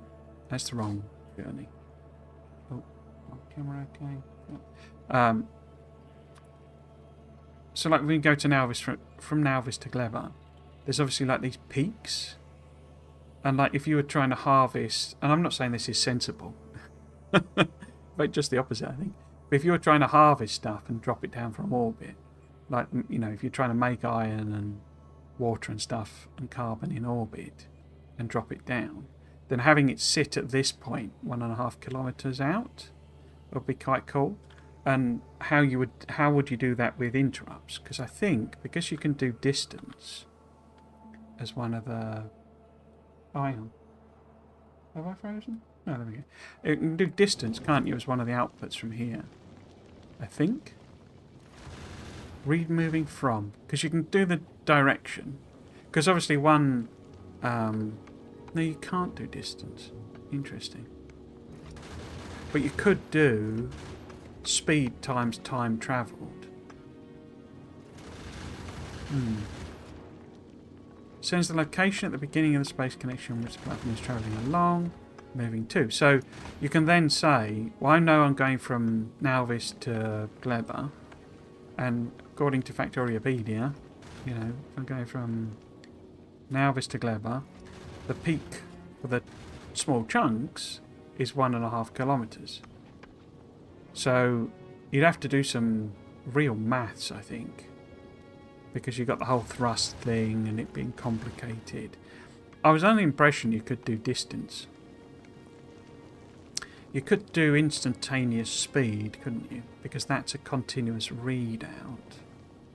And then if you have a timer on the platform, you could then say, right, well, you know, speed times time is distance, and therefore when that gets to 1.5 kilometres, and you could have it as an interrupt. I don't know, let's just call it, I don't know, something random, but just so I can mess about with it. Do that. So that interrupt. All request planet import 0, and request 0 circuit condition. Passenger present. Yeah, so you could have a circuit condition that basically says, right, well, how would that work? Oh, it has to go to a place, does it? Huh. Other interrupts. So you can't sort of just have it stop. What you could do, I guess, think about, you could cut the fuel. So you could have it fly out, and when it got to a certain distance, it cut the fuel, and then you would have some other condition, like it was full, or damage. You could use the damage interrupt to save it, sort of thing. But yeah, for some reason I thought it read out distance. You know, distance travelled. Because obviously it shows you the graph of the distance travelling. I'm getting distracted. Well. Yeah. Oh yeah, of course it's trying to get all those bots, isn't it? Anyway, yeah. I was just thinking you could set something up where it basically sits at that, think about it as a Lagrange point. It isn't really, but the maximum point, and just harvests asteroid. So I don't think there's any benefit to it. I don't think it's a good idea.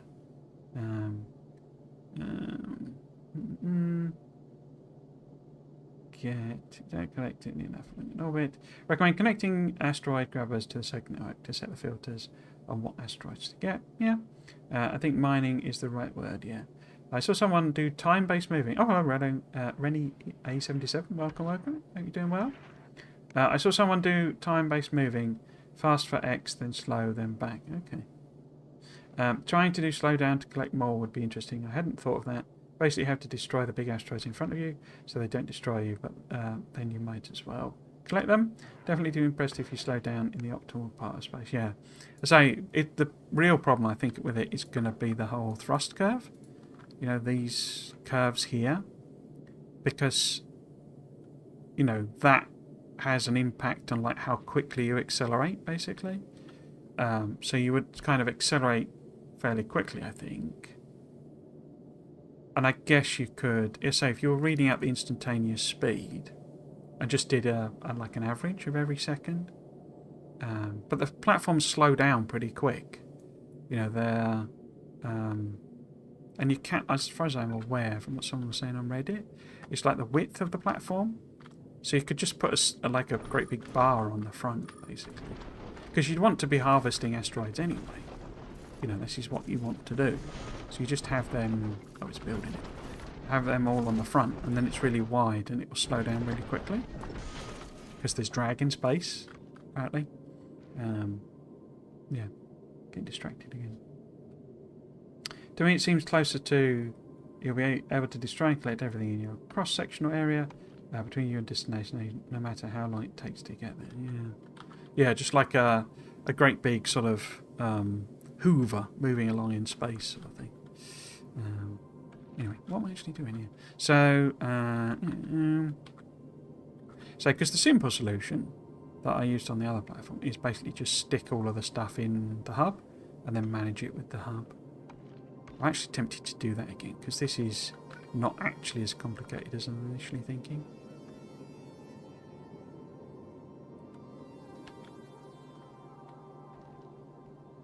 We could literally have just all the chunks go in, and then we lob them out, basically. What would I then do? Because I would then need... This would have to go the other way around again, wouldn't it? Because this is where I'm doing all the processing. And that would be a mixed kind of belt coming out. And it's just literally going over, over here somewhere. Disposing of... Wait, don't do it, because I've ended up with all that pollution. Just mob it over the side. We can potentially do it as a little bit smart. And maybe it just keeps looping round and round and round. Don't know about that then. But yes, we could do... oh, don't do that. This is one of the things that annoys me. I'm hoping I've grabbed them back, but the filter, because you don't have filter inserters anymore, the filters you have to apply, but you got to build it first. So what we actually want to do is space chunks, basically. So if we have that filter on, then that should stop us throwing random things over the edge of the ship. But if I do... Because they'll both output on the right, won't they? I don't really need the volume. So we could just do a simple thing. In fact, maybe I could... that. Pop a splitter in, if we've got splitters. I don't know if we have. Hopefully. And then one of them could be carbons.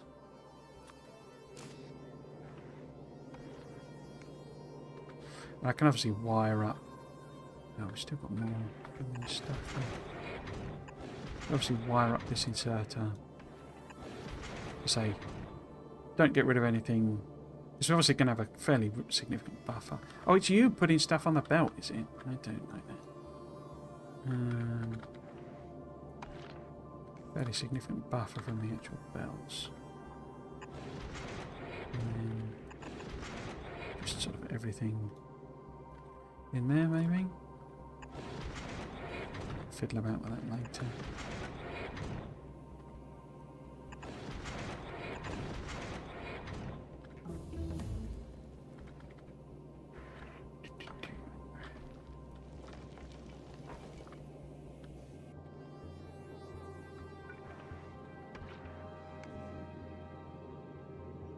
Didn't really have to be that far at the front, does it?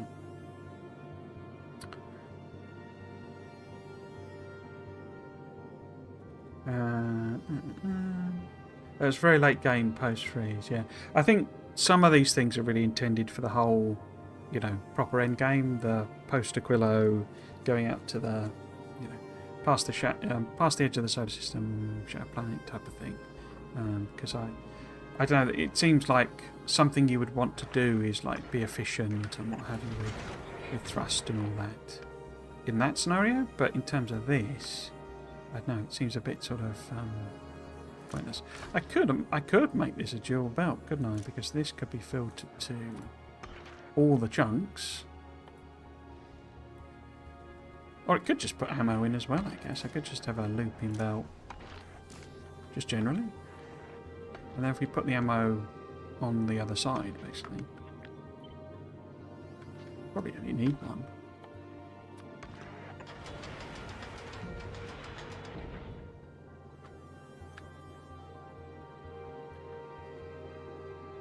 Oops. And then, so that's making your ammos.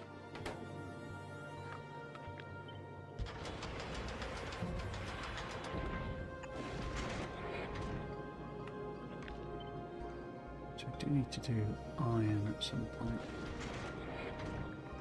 I've got to crush it as well, haven't I? I forgot about that. So if we were to go... Those are iron crushers, maybe. And puts out on a belt where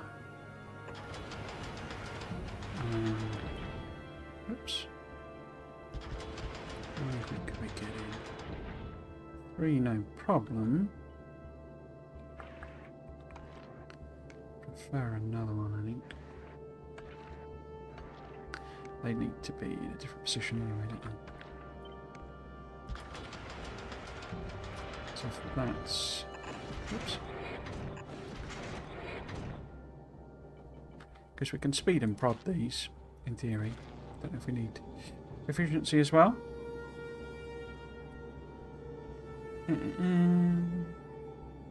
Definitely want turrets though. Big asteroids, fast are bad for your health. Hello, Pete Schmidt. How you doing? Welcome, welcome. Hope you're having a good day.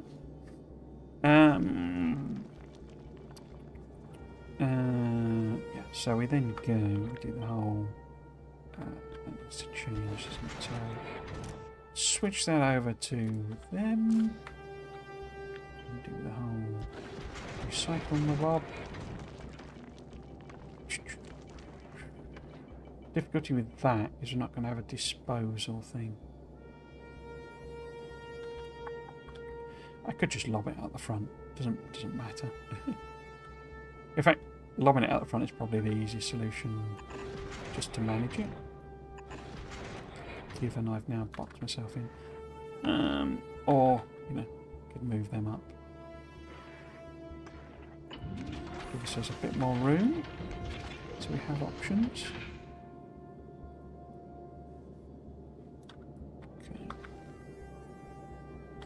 How am I getting ammo down to those turrets? So let's just throw in carbon and what have you over.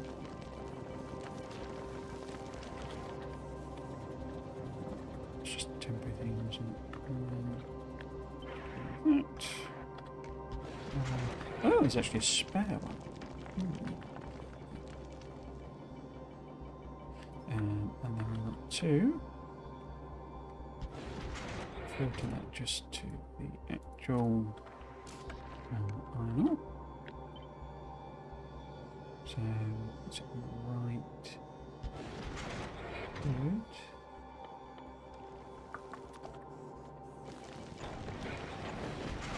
I can't reach anything.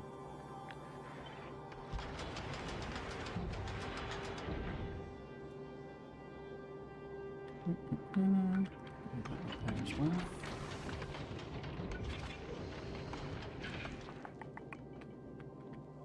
Oh, that didn't work, does it? I always forget about that. Don't matter. Single lane is fine anyway.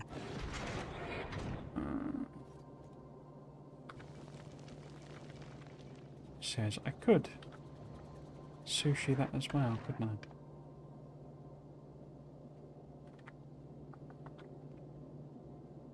I think I need, because I can't put rod in there, can I? And speed would be a bit pointless. We could do quality. But yeah, we want to make sure that's nice and efficient.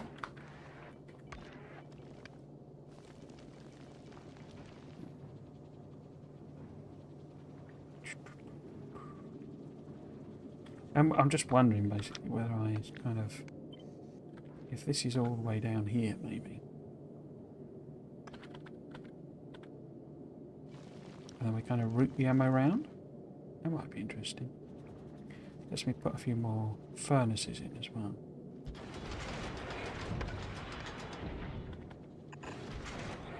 And in fact, maybe instead of that, it's up there somewhere.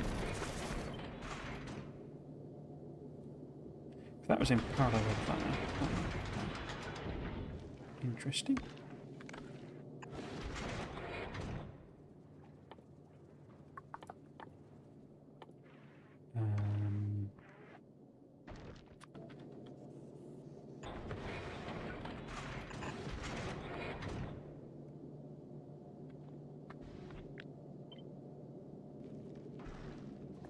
So where do I want these then? If this is going to be some sushified mess, and if we sort of flip that over, and I could maybe do the whole. So I'm really not sure about doing walls and landmines.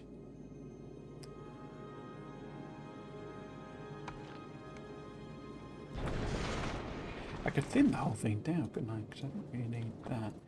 Oh, I bet I've been filling it up now with chunks. Right. Whatever.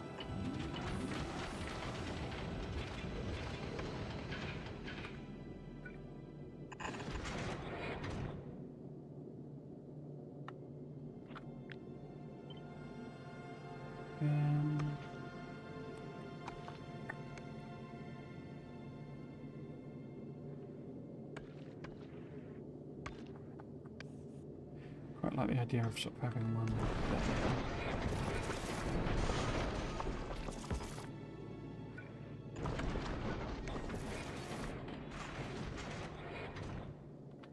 and that one, and then maybe a double one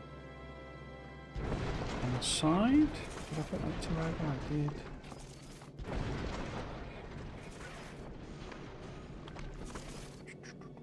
No, not keen on. Line.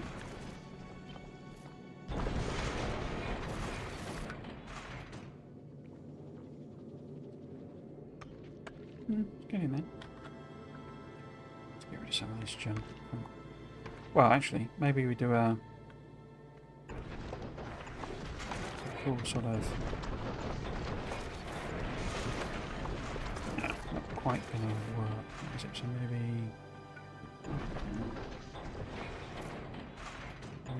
Instead.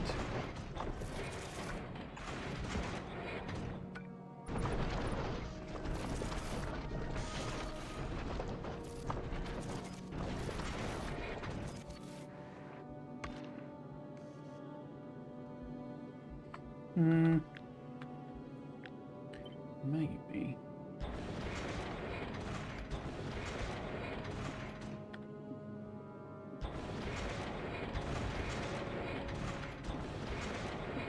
Question with this is how am I going to stop it just filling up with ammo?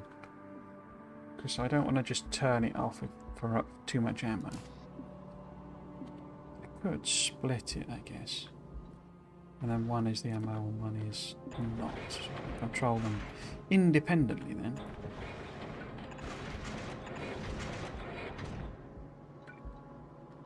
Also, I guess got to get it out again if I'm going to buffer it in the system.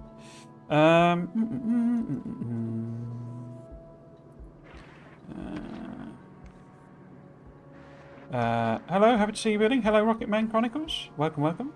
I hope you're doing well. I'm currently 88 hours in at the moment doing the first few Fulgora researches. Now trying to scale up before going to Clever soonish. I completed the Space Rush achievement of Volcano Suspend. Oh right, okay. It was definitely doable. On one of the biggest problems might be you do not have damage updates for your turrets when going to the first planet. Yeah, bit sort of yeah, more gun turrets than you probably, in a sense, want, as it were. I assume is what you kind of have to do. But yeah, it's sort of that always seemed like the challenge with it, really. To sort of go in there early rather than, you know, it really be about doing the researches, because obviously with whatchamacallit, chests being a white science without any need for purple, I think. Any need for gold, sorry. Is that right? Yeah, your big headache for that. I would have thought if they'd left that with needing gold science or something like that. Because that means you can do, you know, proper bot base and stuff like that. But yeah. Excuse me. Am I going to stick in a cheeky laser turret as well? Just for the lols. Might be nice to have one kind of on the side here. So if we were to say... I'm thinking of thinning this down, basically, so that we go... I wonder if I could get those on either side, maybe. So we have to get rid of that. Does it put all of that in the actual... It doesn't, does it? It just disappears it. So we lost those bits of platform. That's annoying. That's annoying.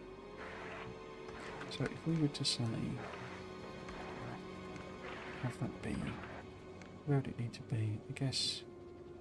Because I'm thinking of moving this down to here. And then...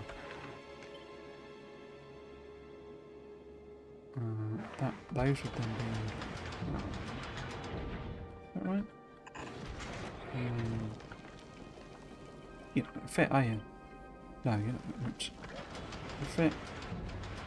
It's annoying.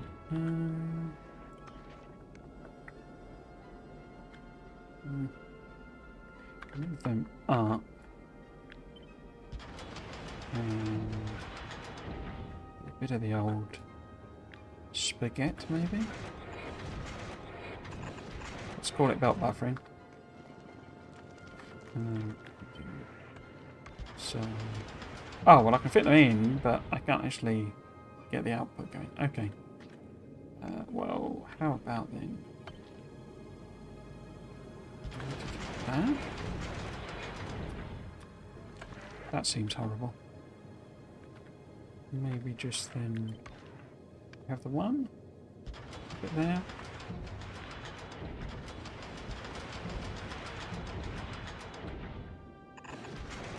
And that can kind of go down that way.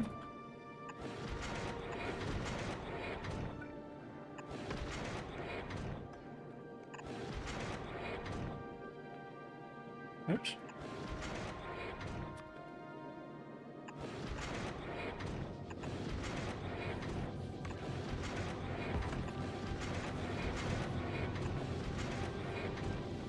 Maybe have efficiency or prods in there, or whatever seems kind of best.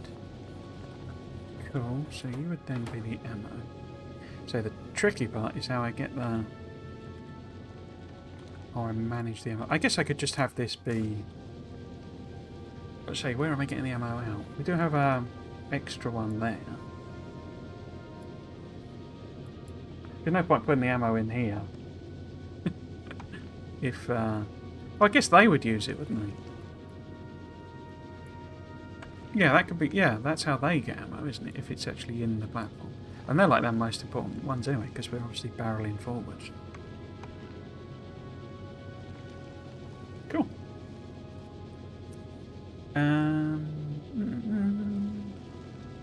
Thank you for been playing the Space Age a ton. I did the Rush to Space achievement as well, going to Falgora first. Oh, Falgora, okay. How did you find Falgora as the chosen target for that? I'm wondering if Glebber is like the hard choice for that, because, you know, damage buffs on against demolishers makes sense, but you can do the guerrilla mining thing, so you kind of almost don't need to bother. Whereas obviously Falgora has absolutely no enemies at all. I guess you wouldn't potentially have shields, maybe? Is that right? Because they're gold, are they?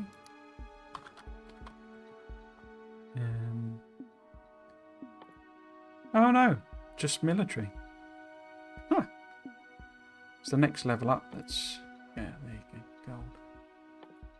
So yeah, you could have full-on power... Well, modular armor anyway. Don't about power armor? Yeah, power armor too. What about level... No, you couldn't do level 2. You could do power armor. Keep yourself safe with some shields. I wonder if that's maybe a bit too easy, that one, the rush to space. Maybe it's not intended to be hard, you know, it's actually intended to be a bit of a, you know, like a intermediate type achievement, maybe. My impressions for Falgora: definitely do Volcanus before Falgora. Falgora is much more pleasant with big mining drills and cliff explosives, while Volcanus without the final armor is no problem.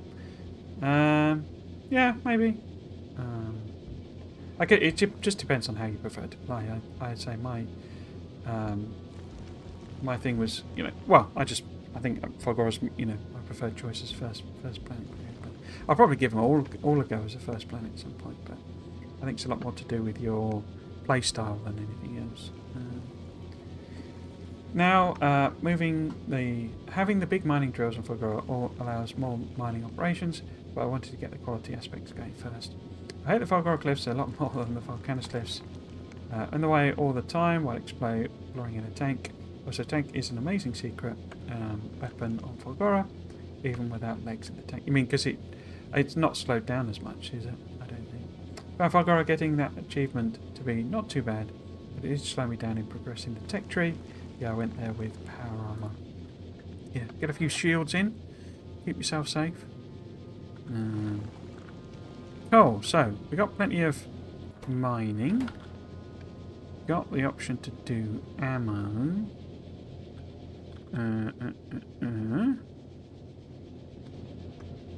We can actually probably loop that belt round. Anyway, let's just sort of copy that over, I guess. sort of horizontal. Starting to get used to that one. I rebound it at the land party, and I was responsible for like turning a load of belts around basically because I was just hitting F to pick stuff up. And I rebound it to the old, the old control, and so there was me randomly turning all the all the belts around when I was trying to pick stuff up, and I kept sort of going around it, going, "What? Who's moving all these belts around? Who's doing this?" And it was me. So we want that one. And that's fine. Yeah.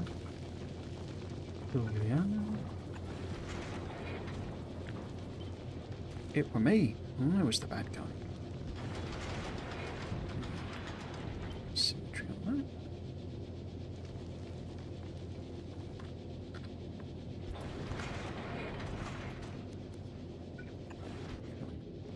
Okay, so question then becomes, we're going to squeeze it all in a bit, make it a bit less cube in space. We don't really need all of this extra real estate here, do we? I'm sort of hoping I've got enough ammo. Bit of a habit of underdoing it. So, if this was kind of going up here, so it feels like I should be looping it round, but it would be a bit of a task, I think, getting that to happen. Because that could just go straight up then.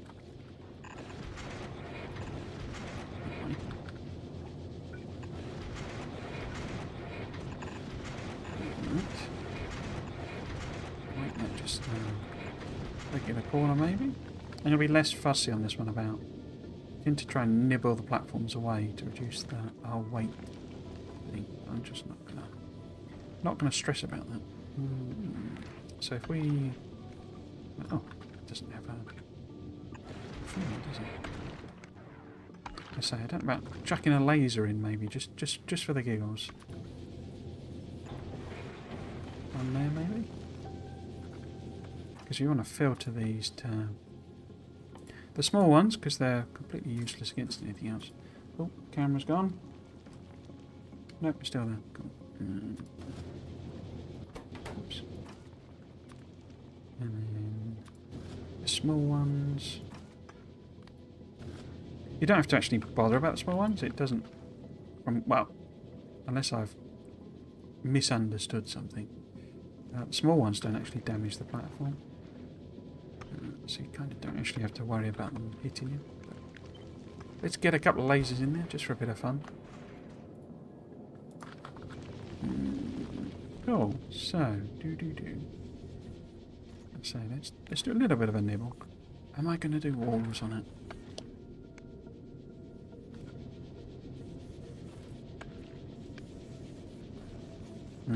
Let's leave that for a minute. And if I just sort of... No, I do need some guns on the side. Whereabouts? Whereabouts? That is the question.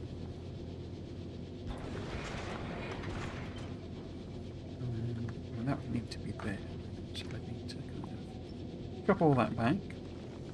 What's your... So maybe I'll put that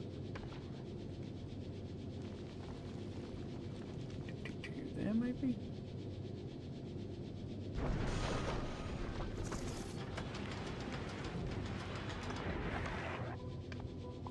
Grabby.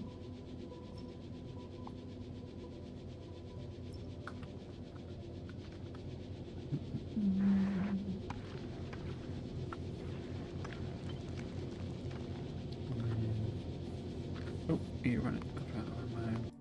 This is just a swap into uranium, basically. Cool. I should mention that I am playing with a unique set of game settings Death Rail World Marathon with 10 times science. Crikey. Never really done the whole science multiplier thing. But I've never really done Death World either. I gave it a go once, and then I just sort of realised I'm too slow, I think. Too slow.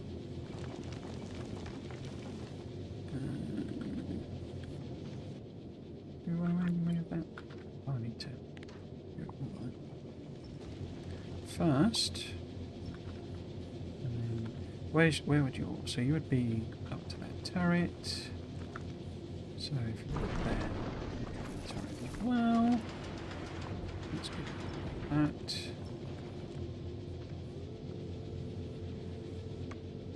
I could do my thing like the design I did on my, you know, my blueprint thing. It's like a little sort of a gun nest, basically.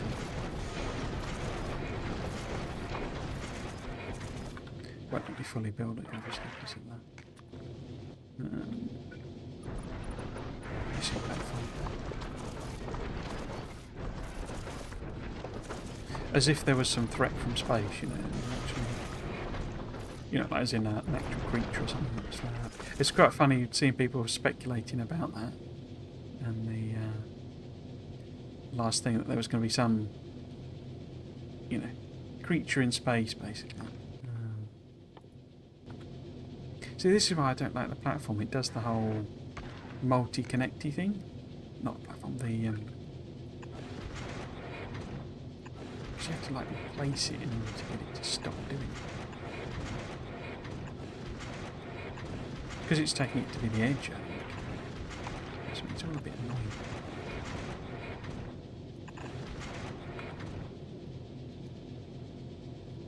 And then maybe protectors against space monsters.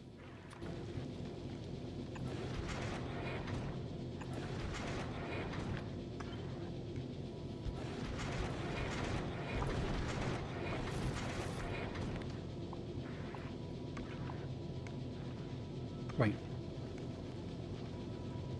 Which is, what? Is, that's an optical illusion, isn't it? Oh. No, there is a bit of black in that.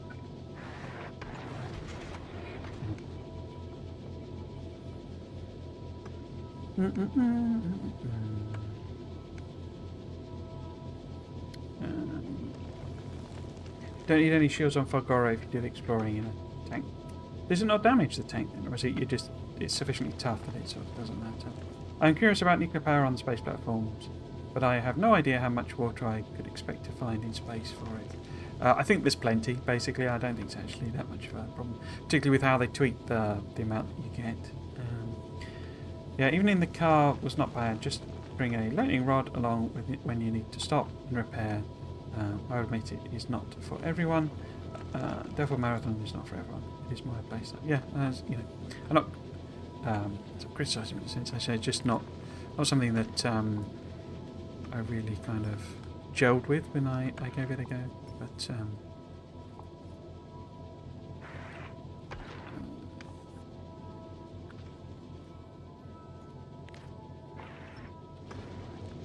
I want to do this. So I don't personally like the walls on the platforms, so I don't think I am. Could maybe just put landmines on it, maybe? Just as the silly little extra thing.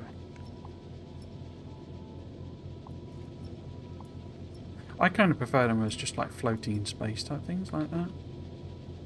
It just looks a bit more interesting to me.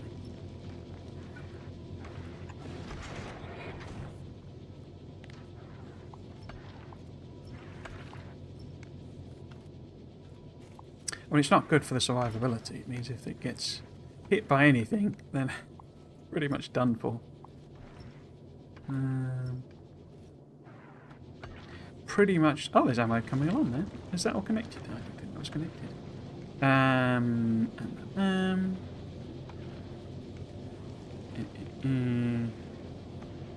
So where do we want to put the actual... Because I could take that all the way... Oh no, I couldn't, because those need to be... solid, don't they? You can't underground through space.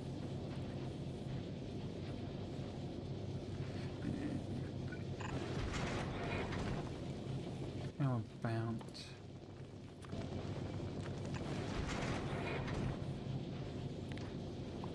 You can't underground through... No, stop it, stop it.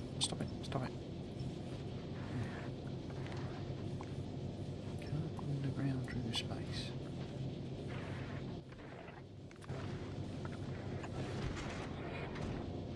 Cool. I probably need to wire it up and stuff, stop it just throwing stuff out for no reason. But for now...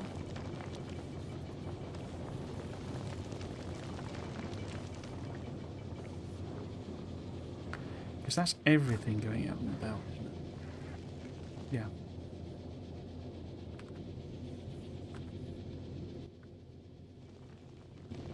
Cool. Now how was I going to get rid of excess iron?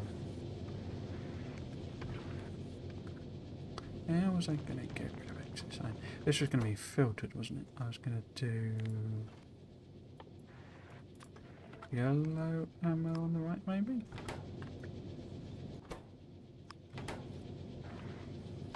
So the ammo will just sort of buff it there, and I can connect that up at some point.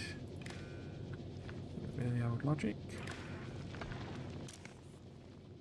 Because we want it to only turn on if there's like, oops, less than 400 or something in the platform. Some number. Otherwise we want it backing up on the belt. Because that feeds these guys. Cool.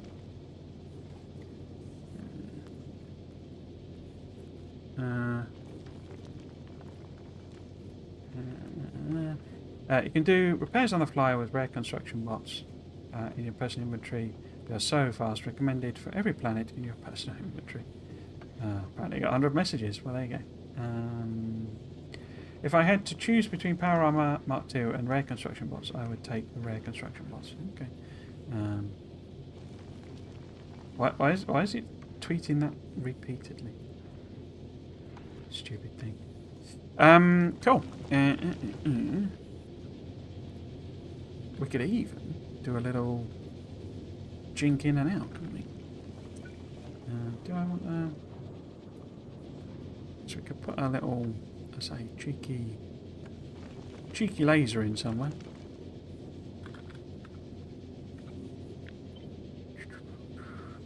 So I do know they're not a good thing, but so don't really care for this platform. Just what I'm doing for fun. And then maybe that way. That. Whoops. Just for fun. There's a gap there, isn't there? So that's not quite the right place. And then like so. And we kind of need to get rid of all of that. Let's just... Oops. Get rid of it, like so.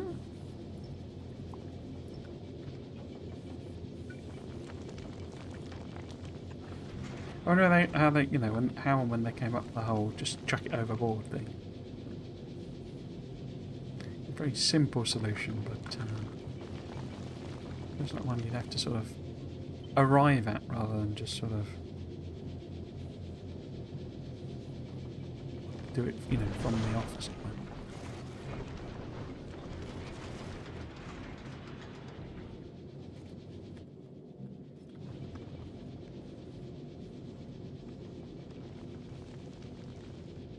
So we have gun turret coverage there. It'd be useful, I think, to have the... Unless it has it... No, it's not that viewed, is it? You know, it has the gun turret coverage. have that. Oh, it does do it. Okay. But on the zoomed out view. Not the zoomed in one. Okay. Didn't realise that. Well, I say, it'd be useful to have it here as well. But then I think that anyway, I think when you're in the map view and the remote view, having like a little circle that shows you what the turret coverage is quite useful when you're zoomed in rather than only zoomed out. I keep forgetting it is basically just map view. Cool. So I'm thinking another little blob out like that somewhere here to give the back end a bit more.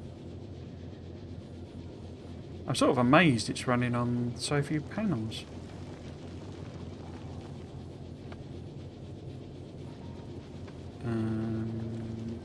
Do I want over? I think I probably want overlap.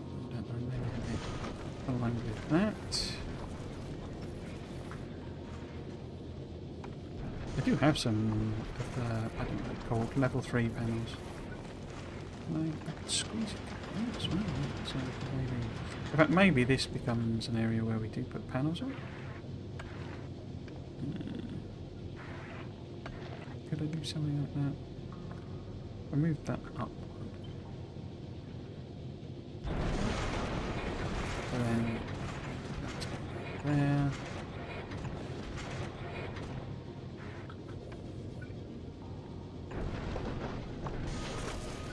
Yeah, it kind of works. Embrace the spaghetti. Would one fit in there as well? Yes, it would.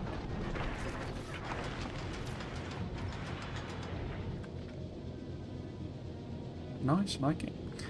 These guys... Oh, that's on the wrong side, isn't it? That's a bad thing. How have I managed to do that? Oh, it's because I've turned it round.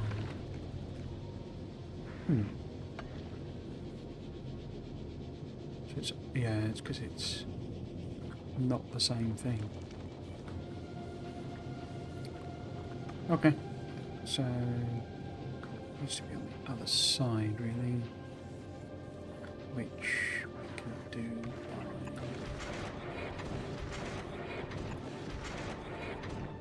some jankery there.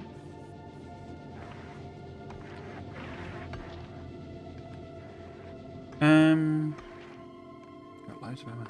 Let's get rid of it somehow.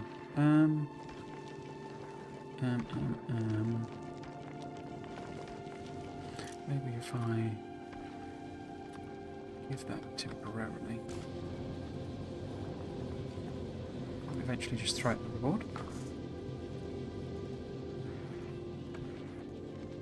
Oh, it's 5:20. I was hoping to get this, you know, have this do a maiden journey, so I do need to get my thumb in, bumming gear rather. Thumbing gear. Right, so if we then say...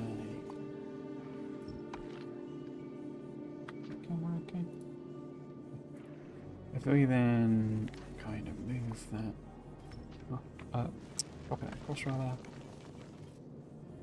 loop, and then flip, stick that in.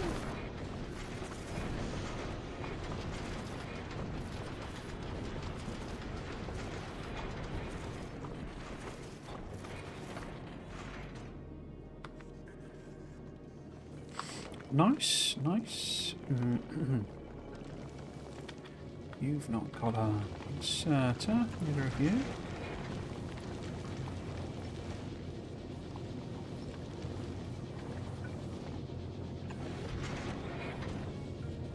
And that filter can go, because I think those belts are now empty. So let's see. So that would be the chunks coming around. Going in, and they're now not blocked. That's good. We do have a laser there. Do in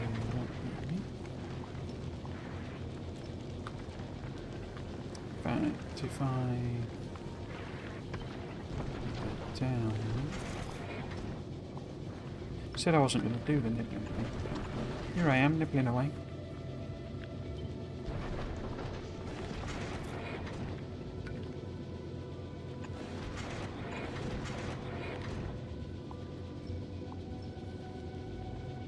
Cool.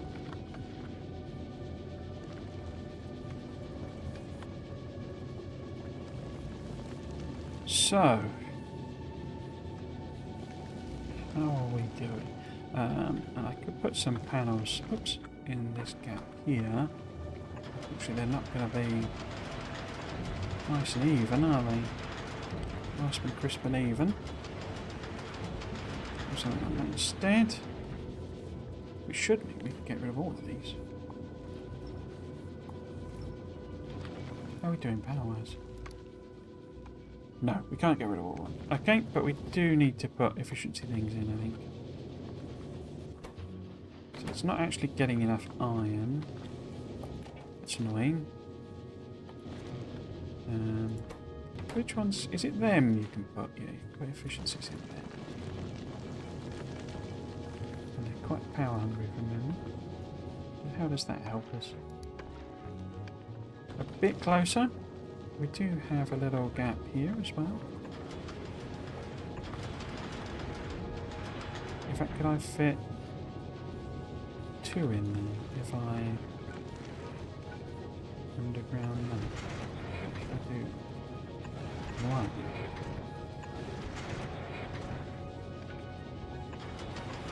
Okay. No, I keep thinking, forgetting that one I got to keep.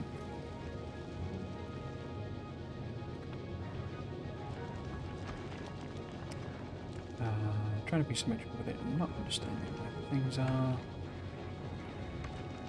So, there.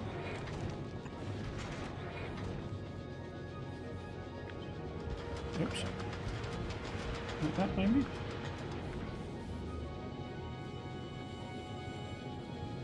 I have to do a proper nuclear platform. So I've not really done one. Properly. You know, by doing it genuinely, I cheated one. We could also just sort of put some panels in there, I guess, couldn't we?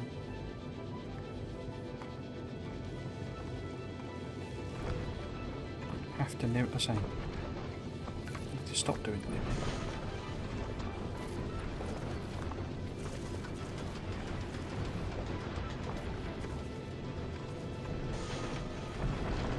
Stop your dirty nibbling. Oh. Get rid of all of this here. Going to see what we're dealing with at the back. Could still have some panels in there. And in fact, maybe if there's a cheeky gun turret.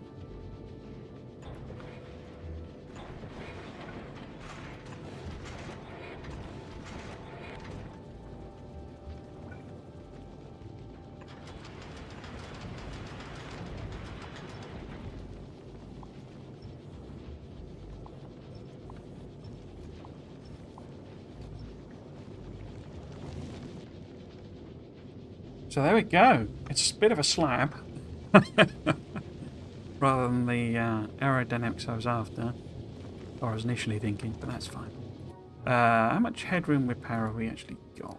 For when thing, oh, we're at half the capacity. Can we sneak in a little bit of extra here?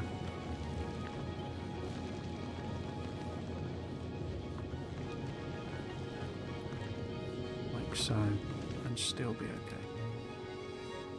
Oh, close. So maybe I just have, maybe this one isn't them, it's them. Because it's sort of a bonus one. That's better, that's better.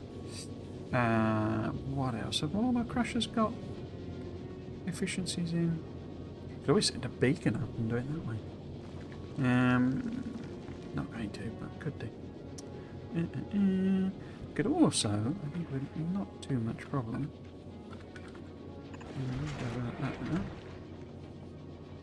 And maybe chuck a couple of 3 panels in. Like so. Of course, I can't actually build them.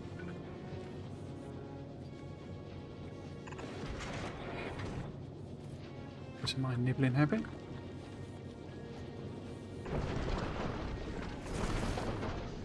So what bits are we actually missing? Those bits really? Gotta leave a little gap for that one, because obviously that's where we're throwing stuff overboard. Speaking of which, we need to set up some kind of filtering on that one, because it is just throwing everything overboard at the moment. We don't have any backup, that's good.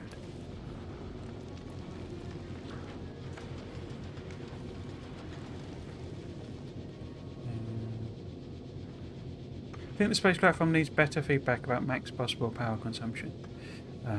Yeah, definitely. It's a bit sort of thin, really, in terms of what's going on. Oh, we got 6 regular. Oh, what have I put in wrong there then? Oh, these ones are regulars. Okay. I say I do have, pretty sure, some level 3 ones, so we could send them up as well. Oh, that's even better then. Cool. I guess I could put some accumulators on somewhere as well, just because I've got lasers, but the lasers just there more just because I want lasers on it. There's no particular benefit to them, I don't think. I made a fission power platform to get to Aquila. If I recall correctly, it could generate 800 megawatts, so I had to build it in stages before making the rocket turrets. I made it go around the inner solar system to get the ice necessary to fully water it. Okay. I know you get... Isn't one of the prod researches to do with asteroid stuffs for... Oops. Didn't mean to do that. For, isn't one of the Volcanus techs... Is it Volcanus? Or is it Glover? Yeah, so you start to get more reprocessing. Yeah, so that improves the amount of chunks you get. Productivity, there it is. Oh, it is a clever one. Yeah, so it improves your productivity of the recipes, basically. So that'll help as well. Doing a few of them, I think. Cool. So, maybe we could just do a little bit of a nibble here. I'm still not... Oh, no. Oh, right. Oh, no, that disconnects them, doesn't it? That's right. Yeah. Without telling you. Without telling you. Okay. How would it be on time? 5:30. Okay.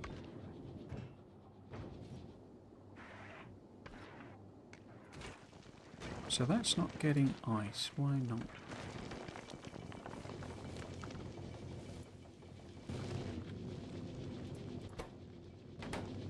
I guess it's, you just get so little, don't you, when you're sat in orbit. And of course I'm throwing a load of it overboard. Yeah, like that. Tons of carbon just going overboard. Why is it throwing carbon? Rather than... Ah, so that one should be filtered to chunks. Rather than carbons. Wait.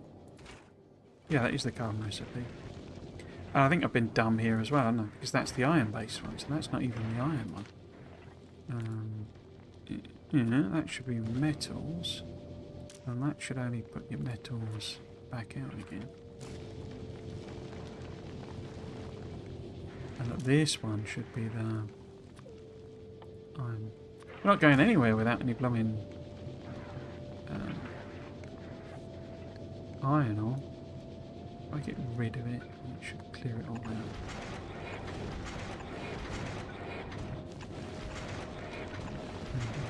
So if you've got iron, which means that this is wrong, isn't it? We want all three actually here.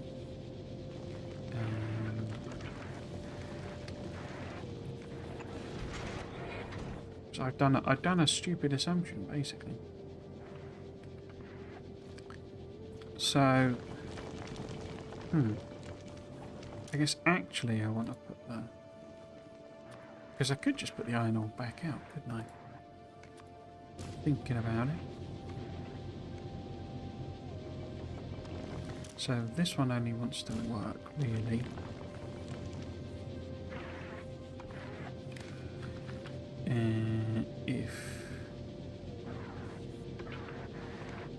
If what? Because that'll send it both ways though. Oh, I have made a right mess there, haven't I? I do have a kind of extra couple of things to play with. Because that's not what that wants at all. The only one that needs to go both ways. And in fact, it doesn't even need to do that, really.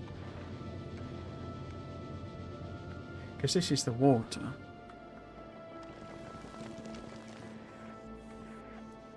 So we put the water straight out onto those two, you see.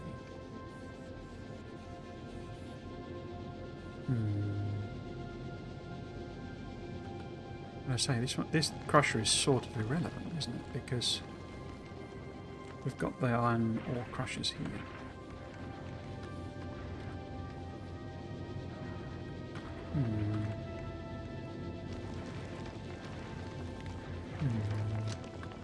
Because I've not thought about the recipe properly.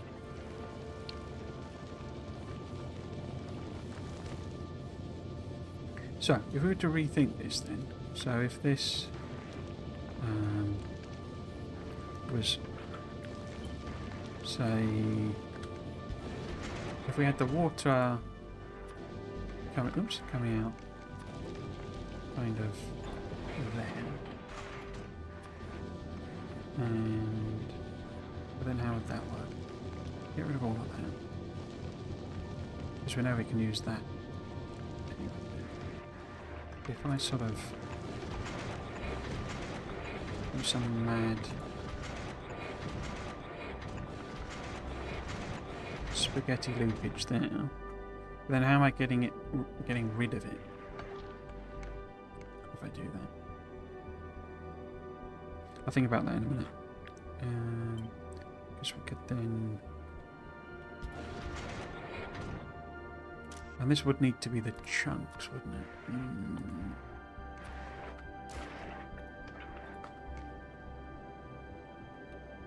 then the actual... Still going? Yeah, still going. Why did I do it like that?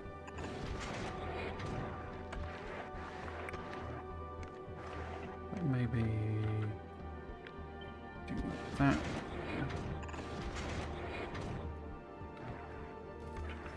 So that then just ends up as a sort of infinite loop. It's only when it sort of totally backs up that we need to worry about getting rid of it. Okay. These. So we need carbon coming somewhere. No carbon. Why have you done that? Why have you done that?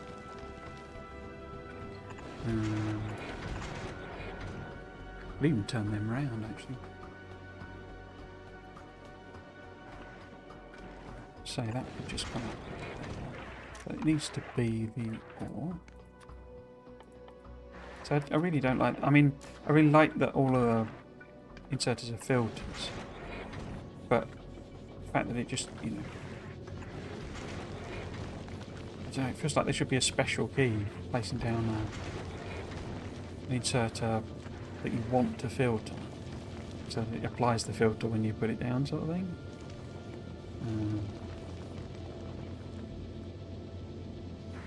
Yeah, so I could 90 degree that, and then a little more room there. Do I want a little more? I think I do want a little more room there because.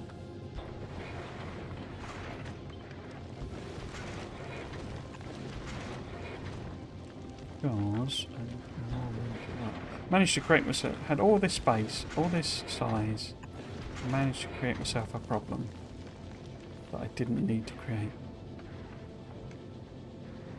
So,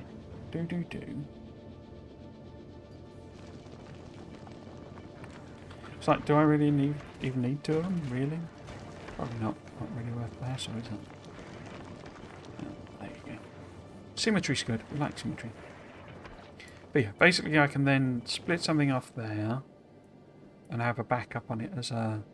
Send it that way first, but if there's no room, take it that way, and it can just be added to this and chucked off the side. Oops.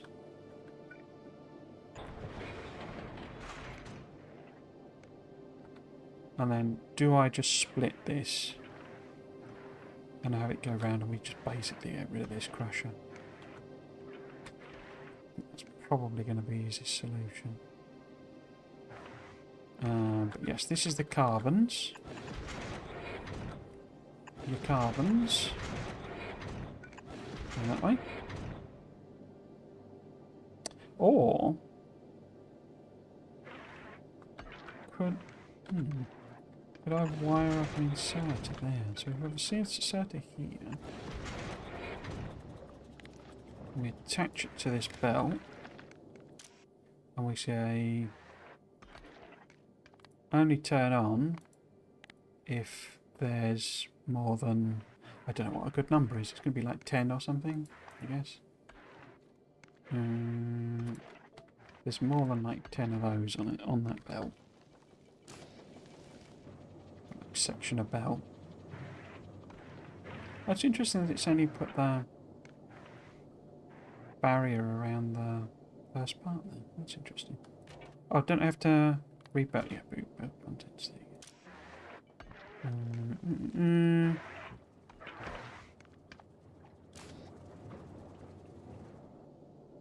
go. Cool.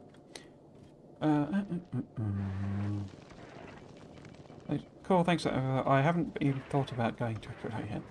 Well, I also had to underpower the engine so it wouldn't go at full speed into the big asteroids. Yeah, I think it's a bit of a weird thing, unexpected thing, isn't it? We're all kind of expecting to, you know, more thrusters, more power, more speed, and then actually what you need to do is like slow them down, otherwise they crash into the asteroids before you can deal with them. The woes of unlimited power, indeed. I don't think we're gonna get to do the maiden voyage because I was assuming it was buffering everything up, and in fact I've messed that up as well, haven't I? Because well, that's chucking it overboard. This is not filtered to just carbon. Your carbons, so it's all polluted. So the belts haven't really been doing anything. The belts, the labs haven't really been doing anything. Just convenient, isn't it?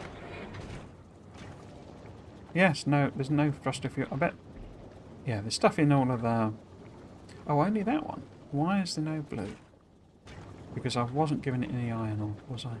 Okay. So, what... How could I...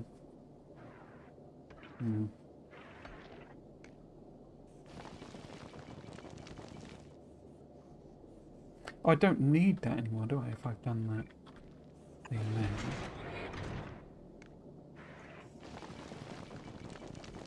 I was just wondering about putting an extra one up, so if we flip that back and then oops.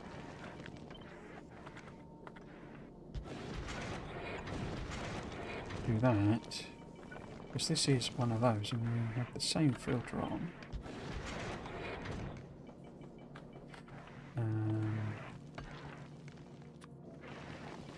This could also be our control for not filling up the platform. So we get that to only operate. Oh, well, no, that will automatically... Yeah, so, well, I guess we need it to make sure that we've got stuff in there for them to. So we want this to actually be controlled. Well, it's just thrown all the stuff out. Because reasons. So we only want this one to turn on if there are chunks in the platform, basically. That's probably really bad.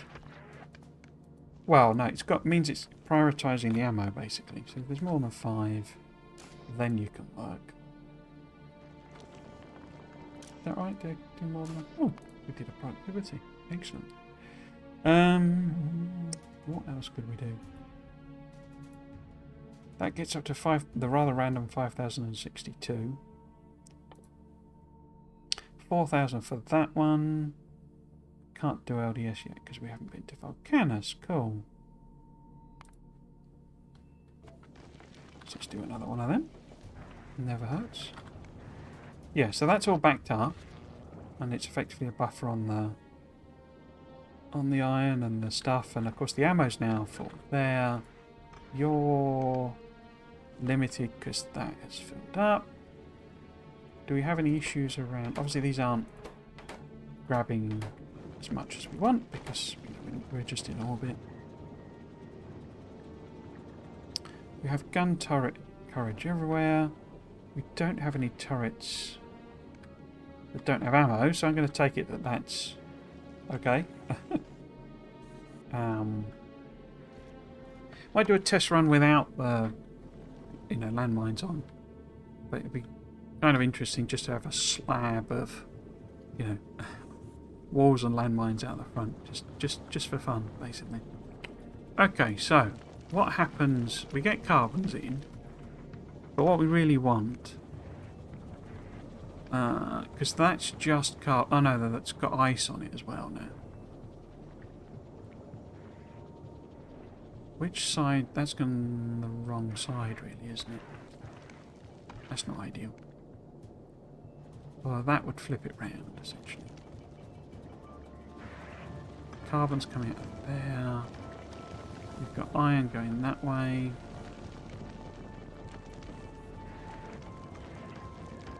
Have we got 5 in? Yeah, I've got 5 in now, so it is putting stuff out. But yeah, this is just iron thingies. So we could wire this up and say,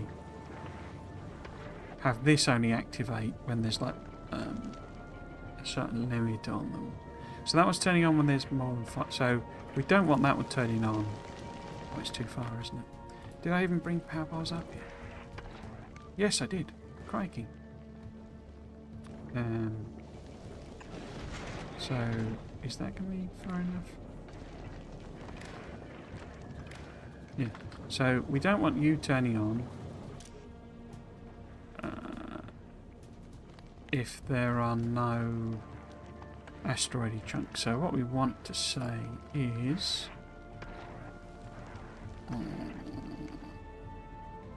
if that's less than 5, how would that work? I guess. What am I actually trying to do there? So if that's... It's not equals to, isn't it, that I want? I think. So if that's not equal to 0...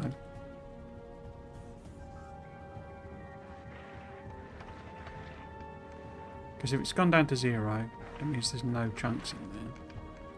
But otherwise we're fine for it to throw them overboard. No, that doesn't make sense. Because this is only working. This one will only put them on a belt if there are more than 5 in. So we only want it to work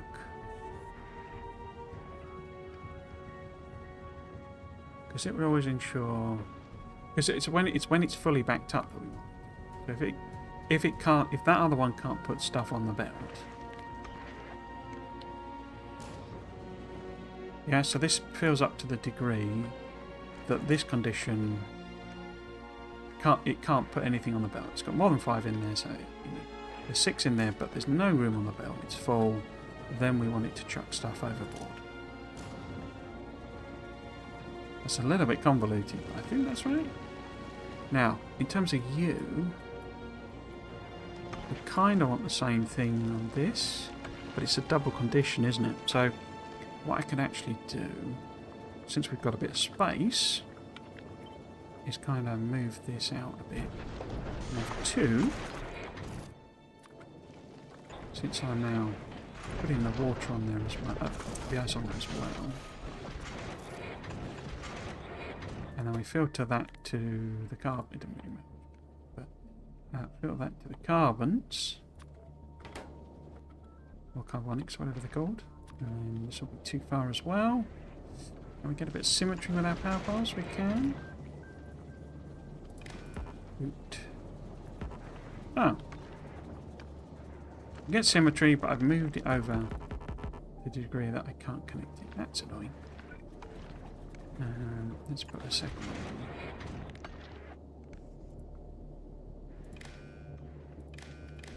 in. I like that it connects the copper wires, even though they're basically pointless.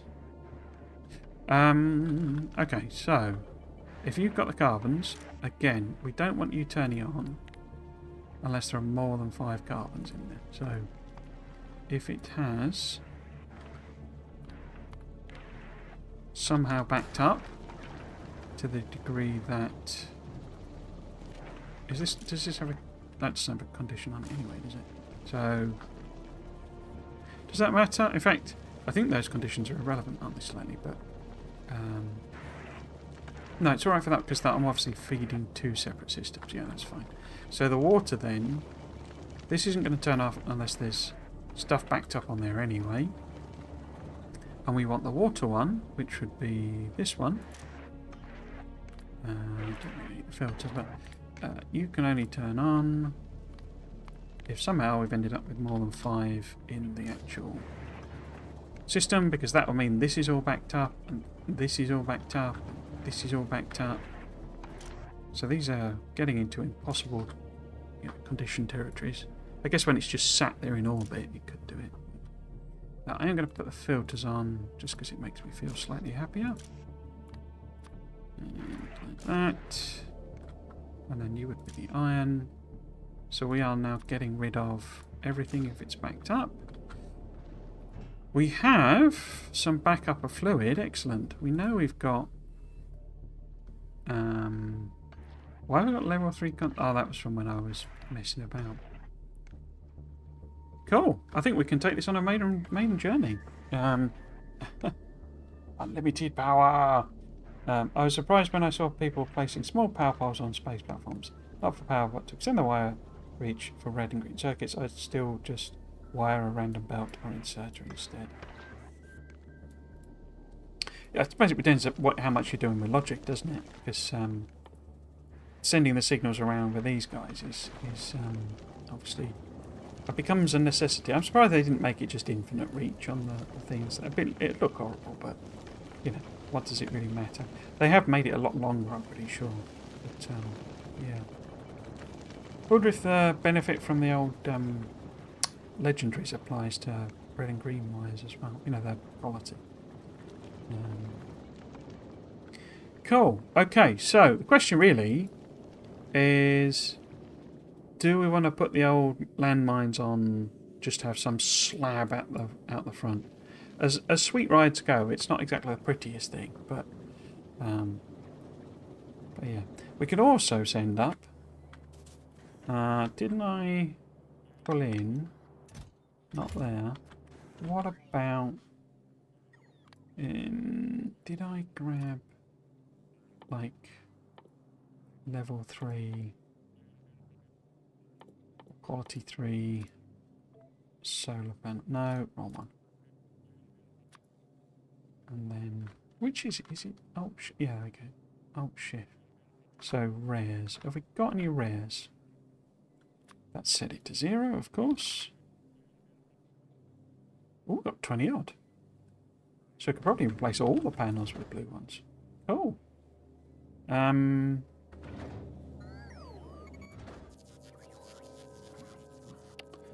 What else? I would say I could put some accumulators on it, just because. Why not? Where would I fit one of them? I guess we could sort of squeeze one in there. And there, maybe? Just for funsies.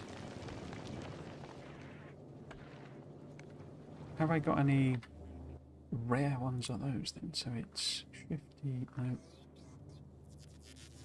Oh. Oh. Rare. Boop, and then boop. Oh, I've got 16 of them. Don't need that many, but let's do that. And let's put them on.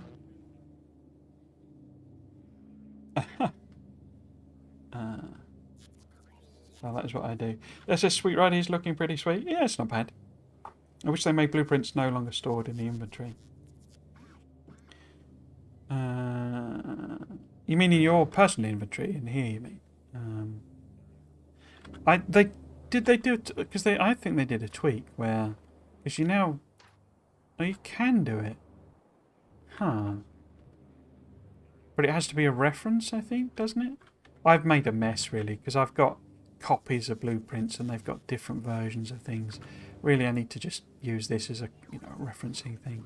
On my other base, I'm doing it all like chunk aligned. So I've got this. This is a chunk aligned Robopod, and I'm going for a whole, absolutely. I mean, it's what I've got here, but these aren't, chunk aligned. Well, weirdly, they're exact. Well, it seems to be exactly slightly out. Sort of.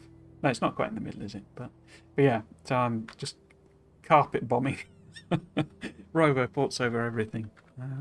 Something I've never really done before. I just never really played that way. Cool. Okay, so we can chuck them in as well. I guess we don't need the requests. Do I want to send? Because we could just send some more landmines up for, safer funsies, really.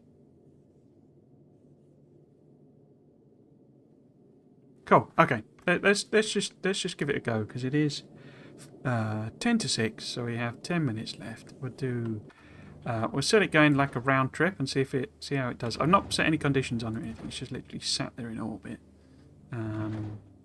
So don't have any, make sure you're full or anything like that. I'm hoping that it hoovers up enough stuff that we kind of don't need to bother with that, and I'll set it to passenger present, type condition, and do a weight on it and stuff like that. Cool. So I think we need to go up, which means getting rid of all of our stuff. Let us send that up first. Oh, it looks like one of our platforms is somewhere else. There you go. It's on the road. Here we go. So there you go.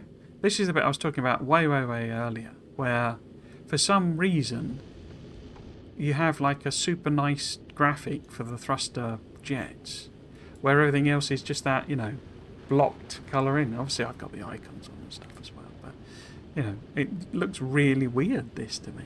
I mean, I quite like it, but I don't know, it's just very strange that it's got burner jets out of it, Very odd. Cool. Has that been delivered? It has. Let us just dump all of our stuff. Boop. Boop.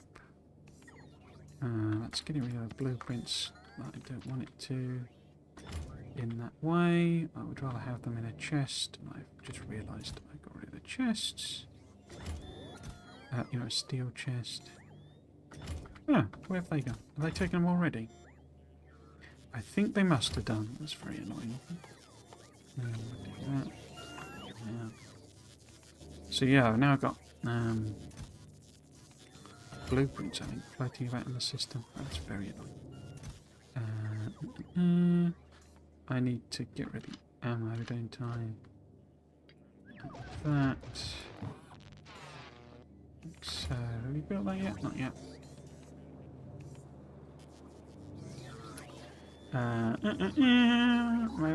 It's so annoying going to space, you can't take them with you. So I think I've had a bit of a rant on that. It makes no sense to me that you can't travel with blueprints in your inventory. I don't see. I mean, I could see if it was some way of cheating something, like because you could, if you had a second power armor, if power armor was allowed as an inventory thing, you could load it up with military stuff, and that'd be a way of cheating around the thing. It's already a bit of a cheat letting you, send that already, but it's like I don't understand why we can't take ammo in the slots. It doesn't, it doesn't seem appropriate. But then I guess there is this thing that, they've been limiting rockets, the ammo on the rockets, because everyone was cheesing it at the LAN party of just sort of sending their ammo into space rather than actually sort of doing it properly. So, travel to Sweet Ride.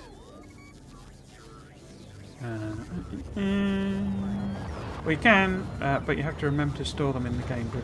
Yeah, and that's the other thing. It's like this is some mythical, weird you know, portal into another dimension where something that apparently has mass and, you know, size and so can't be put on a rocket in your inventory when you go to a rocket, but is like infinitely available across, you know, other games. It's sort of a weird contradiction in a sense.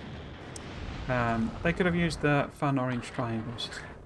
It's in Space Age I put more of my blueprints into library. Yeah, I started doing. I never used to, because the thing with me is I have this I use.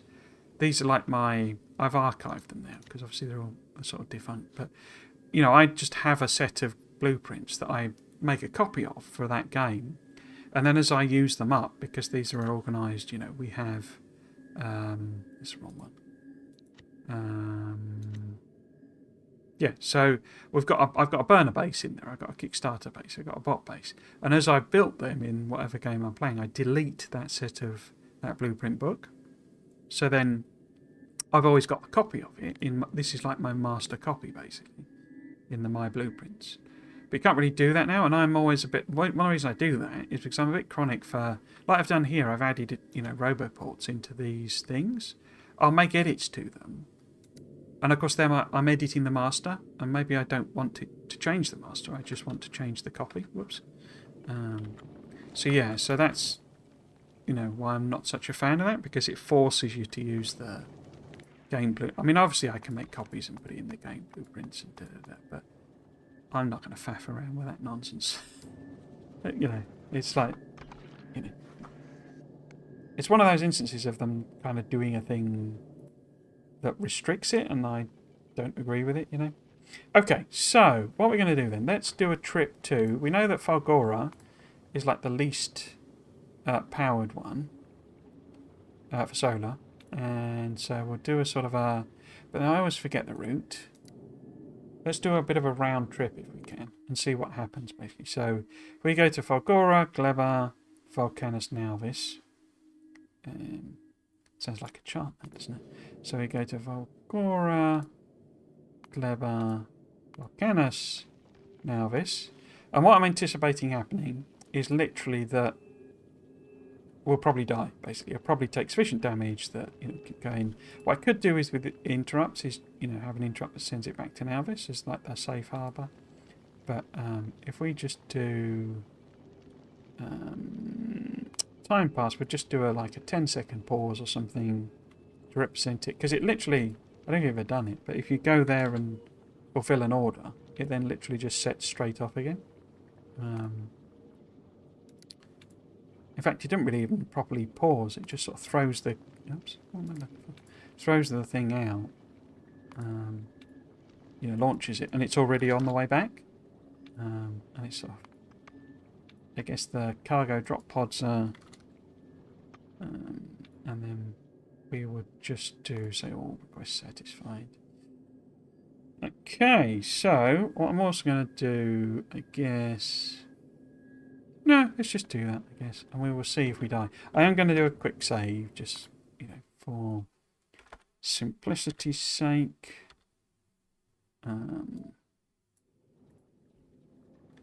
People don't know about the autosave that it does. When you go, you know, to the first planet for the first time, it does an autosave, and it just doesn't tell you, basically.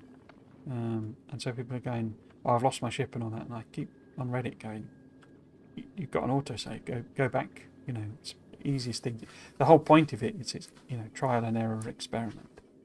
But it didn't really say that to you. Okay, so let us stick it on auto and see what happens. See what happens. See, this is why I thought there was a distance readout, basically. Because it is calculating the distance.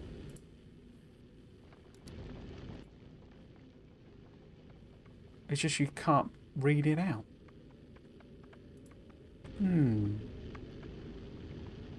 510 meganewtons of thrust. Thrusting away. So we're starting to get into the proper asteroid fields. Our lasers are having a bit of fun. Not quite killing anything.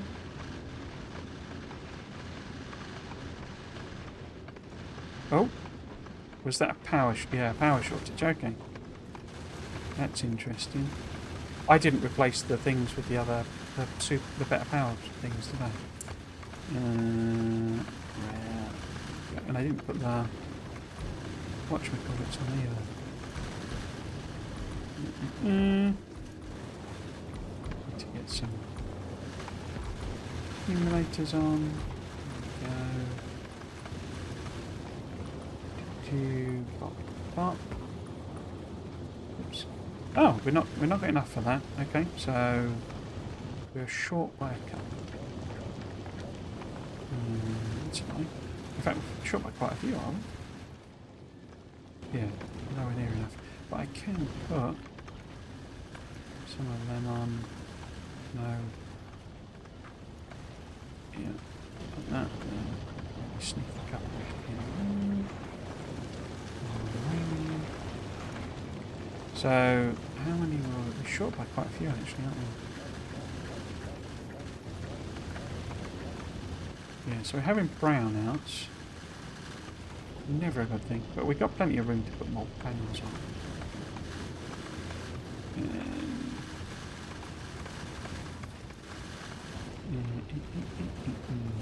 Which ones do I want? If I do maybe say those are all like level 2s, how many does that give me?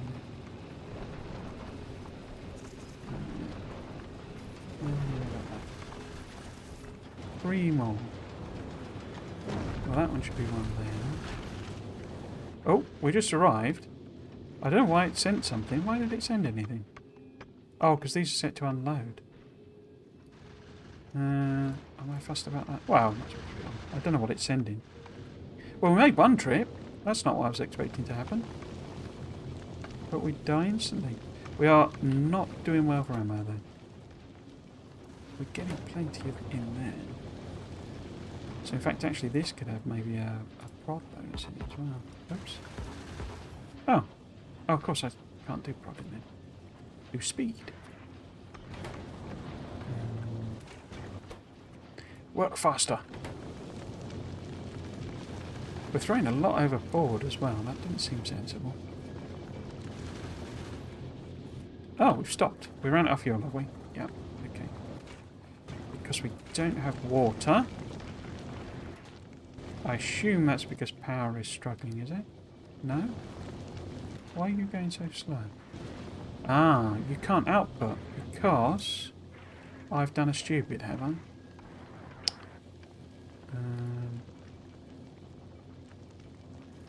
Okay. What have I got wrong there? Connected to read belt contents. Is it hold? No? Oh, I could just wire it up to the main thing. What have I done wrong there? Is it saying? Oh, is it? It's not reading the whole thing, is it? How do I get it to read the whole belt section? I thought it just did that automatically.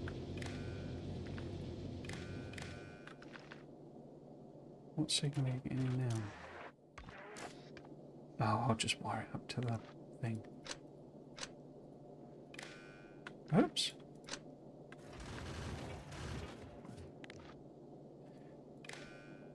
What the heck is going on there?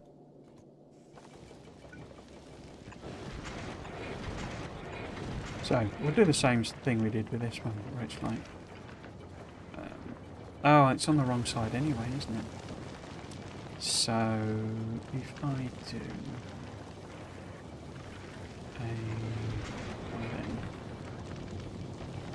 and that'll put it on the right. What? Oh, it was stopping it because these can't go out. Ah. So I need it to grab it. Yeah, because it can't get rid of the asteroid chunks is the problem.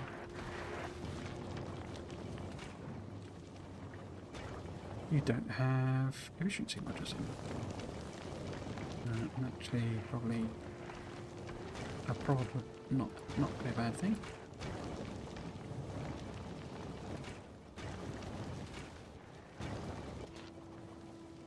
Yeah, because it can't get rid of that. Oh, this is a mess, isn't it? Which idiot designed this?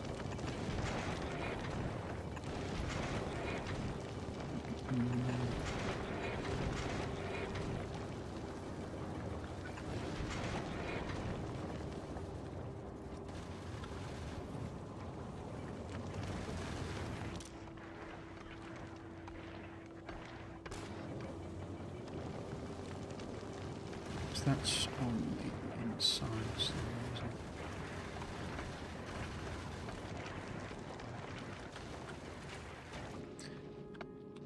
oh, we're through.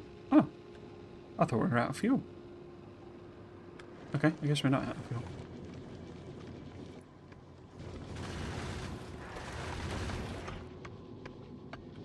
Gravity, gravity, grab. Guess what they need to do? We should put it on the other side of the belt, so it's like freer in a sense. So why did it not do the whole belt? It should be read belt contents. But it's not doing the whole belt. Am I just being dumb then? Well, I am just being dumb, obviously.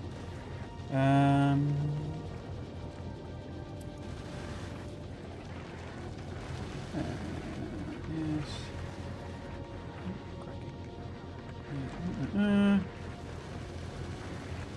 Is rocket platform solar efficiency affected by the location of the platform?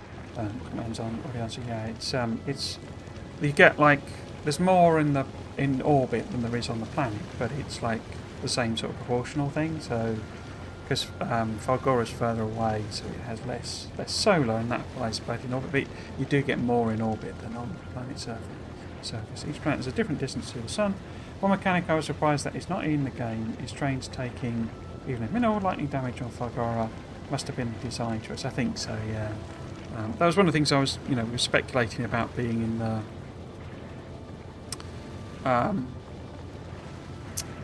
The reason for that interrupt, that it was like your train's damaged, and therefore send it to a repair place basically. It turned out that was more to do with scrap, managing scrap. Maybe you could build some kind of clock that checks when the ship starts flying, multiplies the speed to get out the distance. Yeah, so that's probably what you have to do, because you can get the instantaneous speed out, and of course that's a tick-based thing. So you could then multiply that, by if you just have a simple clock going, then just multiply it by the time as you go. But that's probably a lot more circuitry than I think I'd ever want to do on stream. So we'd have to kind of work that one out. But yes, that was my thought. Because what I thought it would give you is the distance travelled, and it doesn't. You can get the start and end because, of course, these curves. I'm amazed we aren't blowing up, basically. We're certainly out of fuel, but that's cock-up territory. But, yeah, these curves are... What was I going to say then? Oh, yes, no, it's the asteroid ones, sorry. So, these ones here, tripped ones, isn't it? You've got points where you've got, like, highest number of chunks, basically. That's a bad well, that's a good example. But so here at 1.5 thousand kilometers from which way you'd be going? You'd be going from Nalvis to Falgora. So at that distance, but obviously if you're coming the other way, it like peaks in the other direction. So effectively, that direction. I think from this end to that end is Falgora to Nalvis. Whereas Nalvis to Falgora. So that peak is at 1.5 thousand kilometres from Nalvis, or whatever it would be, 39,000 from Falgora. So you'd need to do the thing, and it will tell you out of this where you're going from and to, so you can do your logic based on that. I said I'm not. This isn't a concept of a thing that would be a good and practical thing to do. It just seemed like a lot of fun, basically, to just what we could really do with, to be honest with you, could do all this ammo in the thing, and then we've got turrets without ammo. Hmm.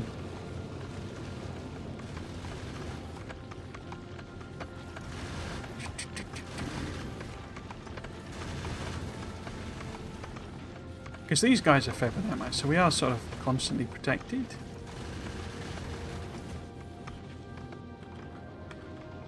Yeah, so it's we're throwing a load of stuff overboard with it. So that's now full, which could be tricky because obviously I had that on the wrong side initially.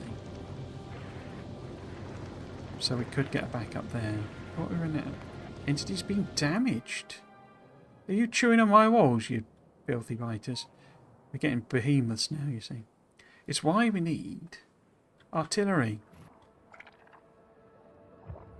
Did they give the biters a glow up? Because these look like, I don't know, shinier in a sense to me, the behemoths. It's like there's more texture to them. Stop spawning new ones. That's not fair. So this has backed up. Okay. So why is that not reading the thing? Pretty good laser res. Yeah, small ones, it's only like 15%, I think, 10%. Maybe build. In that case, the solar efficiency should be visible under the speed, weight, plus damage taken off the platform. Agreed. I was wondering about that. Maybe it was to pay for and did not add anything to the gameplay. Is listed under the Factorio view for each planet. That was my thought too. Maybe got two and I to deal with. Now, but I like the idea of a train interrupt schedule to send the train to a repair station once enough damage was taken. What other kinds of ammo on the belt? Normal and piercing. And I sometimes get the warning when the turrets are taking the other kind for a moment. Yeah, it's where did that accumulating go? Did I not? Oh, I took it out, didn't I? Because reasons. Where did that go? So if we go around, there.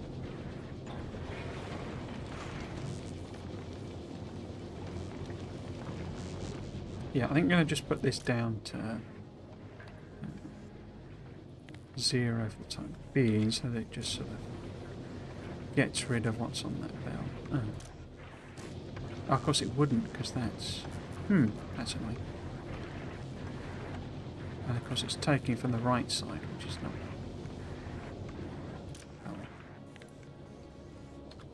Oh well, how about instead I take off the condition altogether. Just get rid of it all, please. Throw it away for now. I need you to fix my problems. Of course we're getting it as quick as we're throwing it away.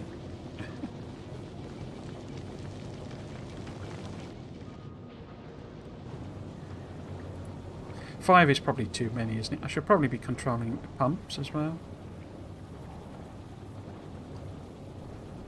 So that we don't just burn it through and go into the whole horrible inefficient bit. Cool. Nearly cleared that belt off. Excuse me. Do our time. Oh, it's 6:15. We need to end. No wonder I'm starving.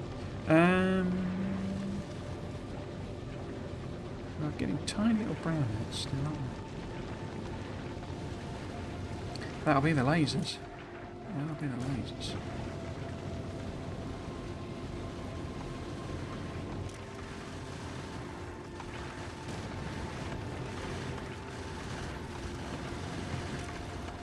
So I think you need to be a little less sort of, that needs to be a bit higher basically. So that's I really don't want that one just getting rid of the stuff like it's doing.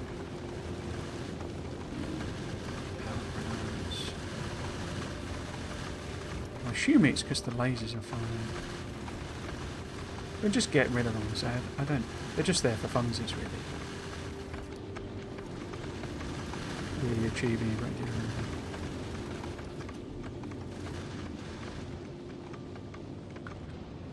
Equivalent of what in another life I would have called a sea whiz. A close-in weapon system. Um.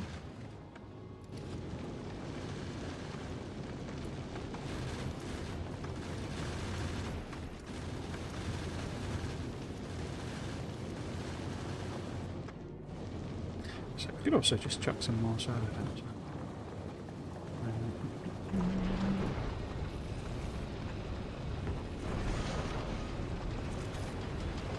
And we could definitely get rid of a few thrusters.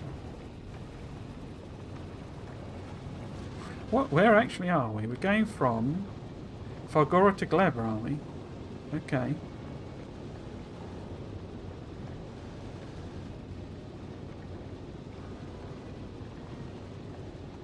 So is that one I'll be running out of? That doesn't look good. Why have you stopped? Because you can't put stuff on the belt anymore.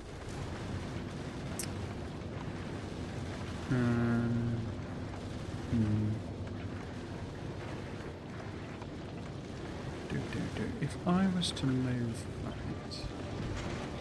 and put that there.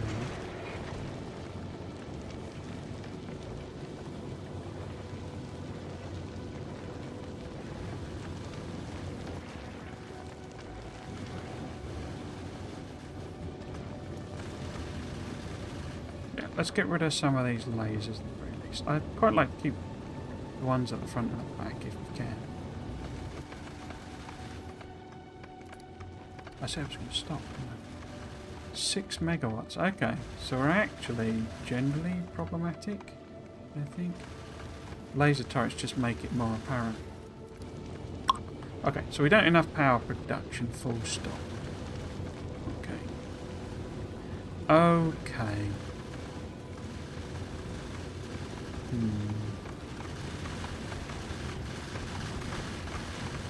Get some couple more panels in.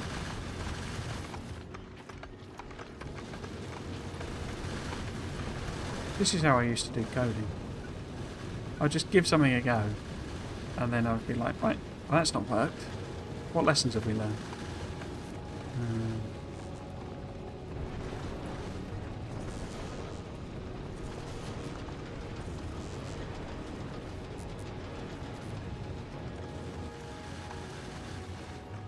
Oh, crikey. Loads of carbons. Why are you not getting rid of them?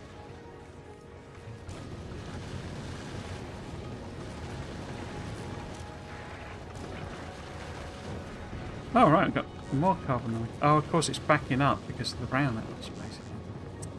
Yeah. Are we still browning out? Okay, so when the lasers fire, it is causing us problems. So let's just get rid of them altogether then.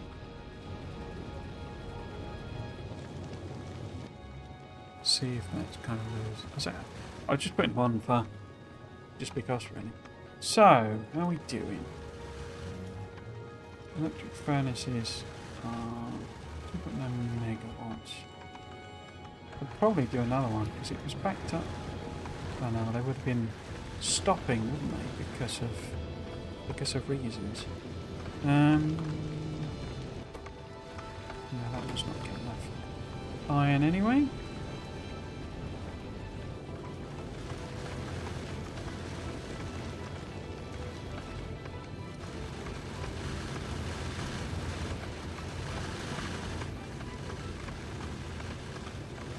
Because I think this is one of the tougher routes.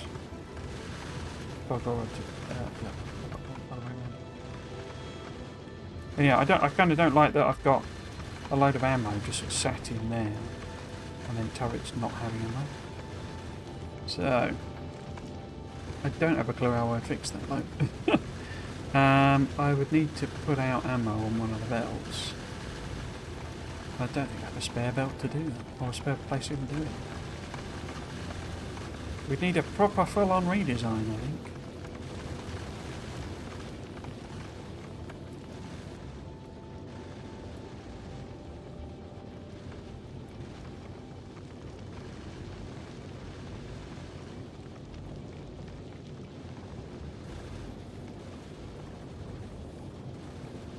could probably get rid of some of these. I don't think these are really doing a great deal as turrets.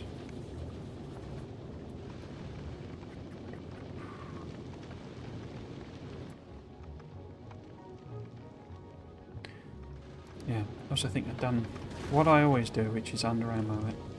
But there you go. 'Cause what we could do is we could have like a chain of inserters or a belt here. Kind of feeds it back on. But that feels really, really clumsy and messy.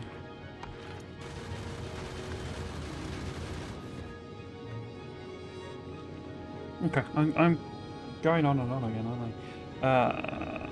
So we are stopped again. I think it's too many thrusters in reality for what we're producing. Oh, you're up by iron ore. Okay, is that... Oh, I've done it again, look. Same problem. It's stuck because it can't put them out, and this is not getting rid of them. Which is presumably why I set it to 5.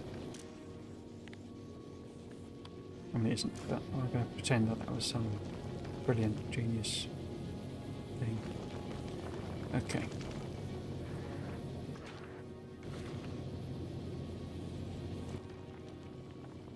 Look at all these asteroid chunks in here.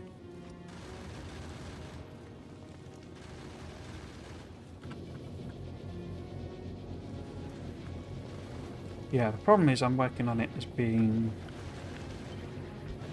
Yeah, not really thinking about it as having to get rid of them either way. Right, maybe if I do... Right. And when it gets backed up... Oh, why... Oh, I bet there's a chunk in the way then. Yeah. In fact, won't that put on the right hand side?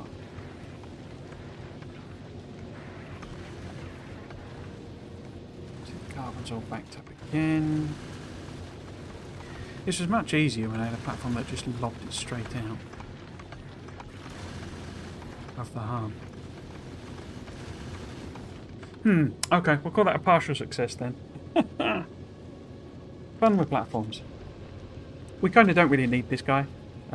It's just, I say, I didn't really fancy doing something complicated today because I had my jabs yesterday. Oh, hang on. How are we at...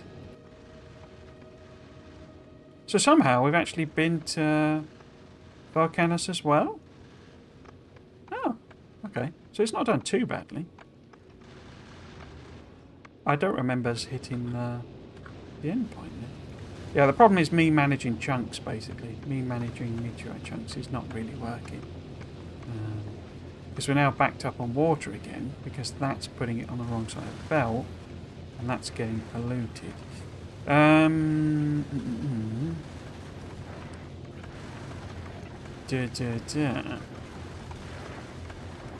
we'll take you out temporarily, put you back in.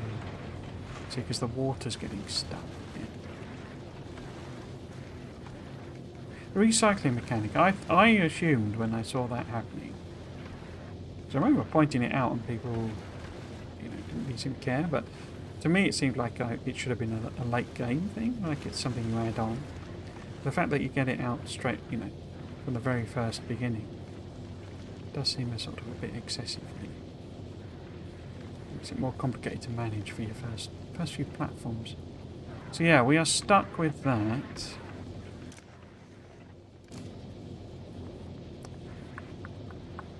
Because the problem basically is this whole recycling thing, the fact that this is oriented the wrong way round. Anyway, I say, I need to stop. Let's just pause that then, pop my schedule up. Right then, yes, so I've gone way past the intended time. This is my schedule now, basically until Christmas, I think. I'll be doing just Space Age streams Saturday and Sunday. We are now flipped over to GMT. Our daylight savings change was last weekend, so that'll be mismatch if you've not changed yours, or you changed yours before. So if you need to know the local equivalents, I do have a link, I think, on my Twitch page that gives them. I can't do it in my head. The time changes when you go across time zones and all that sort of stuff. So yeah, I find it very confusing. But yeah, certainly for the next few weeks, maybe mismatches. But basically, as I say, 3 o'clock GMT for now until pretty much until Christmas, we will be doing Factorio Space Ages streams. Tomorrow, I will not be messing about, continuing to mess about with the platform. We will head to Volcanus and we will properly work on Volcanus, and I'll get all the techs. And in fact, I'm not sure, I haven't got all the techs, but sorry, I've got the unlocked techs, haven't I? I haven't got the proper techs, so we need to build some stuff. I'll see if my cheesing plan with a demolisher works, where we can get to basically get rid of all the cliffs by just plopping down belts, because they anger on absolutely anything built in their territory, and if they just drive across a cliff, then they destroy it. So my theory is that you can use that to basically get rid of cliffs in an area, and then you kill the demolisher and off you go. Now, killing the demolisher might be a trick shot, so we'll have to mess about experimenting with that. But even if we don't, we can do the guerrilla mining, and if there's no cliffs in the way, then that gets a lot easier. So yeah, so that's my plan for tomorrow, is a trip to Volcanus and maybe trying to kill a demolisher. Otherwise, that's it, I think. The Friday Facts video obviously went up this afternoon, and I will keep doing them as long as they do them. I sort of assumed, I mean, this one makes sense because it was announcing the soundtrack, but I had sort of assumed that they would basically dry up and there'd be other stuff. While there are Friday Facts videos, that'll probably be the content I do. I do have plans and ideas for videos. I'd like to do them scripted, and I do need to catch up on the Let's Plays. You know, this is actually sort of technically part 17, I think, or 18 in effectively a Let's Plays, and I've only published 4 of them on the YouTube channel because it was just too much. It was just too much editing. So there will be some catch-up videos at some point, just for information, really. I don't know that it's particularly interesting because it's basically just building normal stuff on Nalvis, really. So yes, so that's all of my stuff. That's all of my promo. I guess if you are brand new here, then you can find my YouTube channel there, and what I sort of became known for, I guess, what people would particularly be interested in were the speculation videos I did on the Friday Facts, and I would go into a lot of detail was kind of things, and I still do, but obviously I can't really speculate a lot nowadays. But yes, so I kind of go the opposite route of other YouTubers, where they do a summary and try and do a short video, and I do the opposite, and I do a ridiculously long video, and people did seem to enjoy it, and I certainly enjoyed making them. So yeah, that would be a thing to catch up on. So I will be trying to do other content, maybe some tips and tricks and guides and things like that. But particularly, I want to kind of dive into some of the weirder aspects of the game, like the lore and stuff like that, because that's just more fun and entertaining, I think. Yes, and that's it, I think. Was there anything else? Yeah, back tomorrow, basically. So if you have been watching, I hope you've enjoyed it, and you might consider coming back for another one. I've been Trismegistus. This has been Factorio. Factorio Space Age, even. Thanks for watching. Cheers.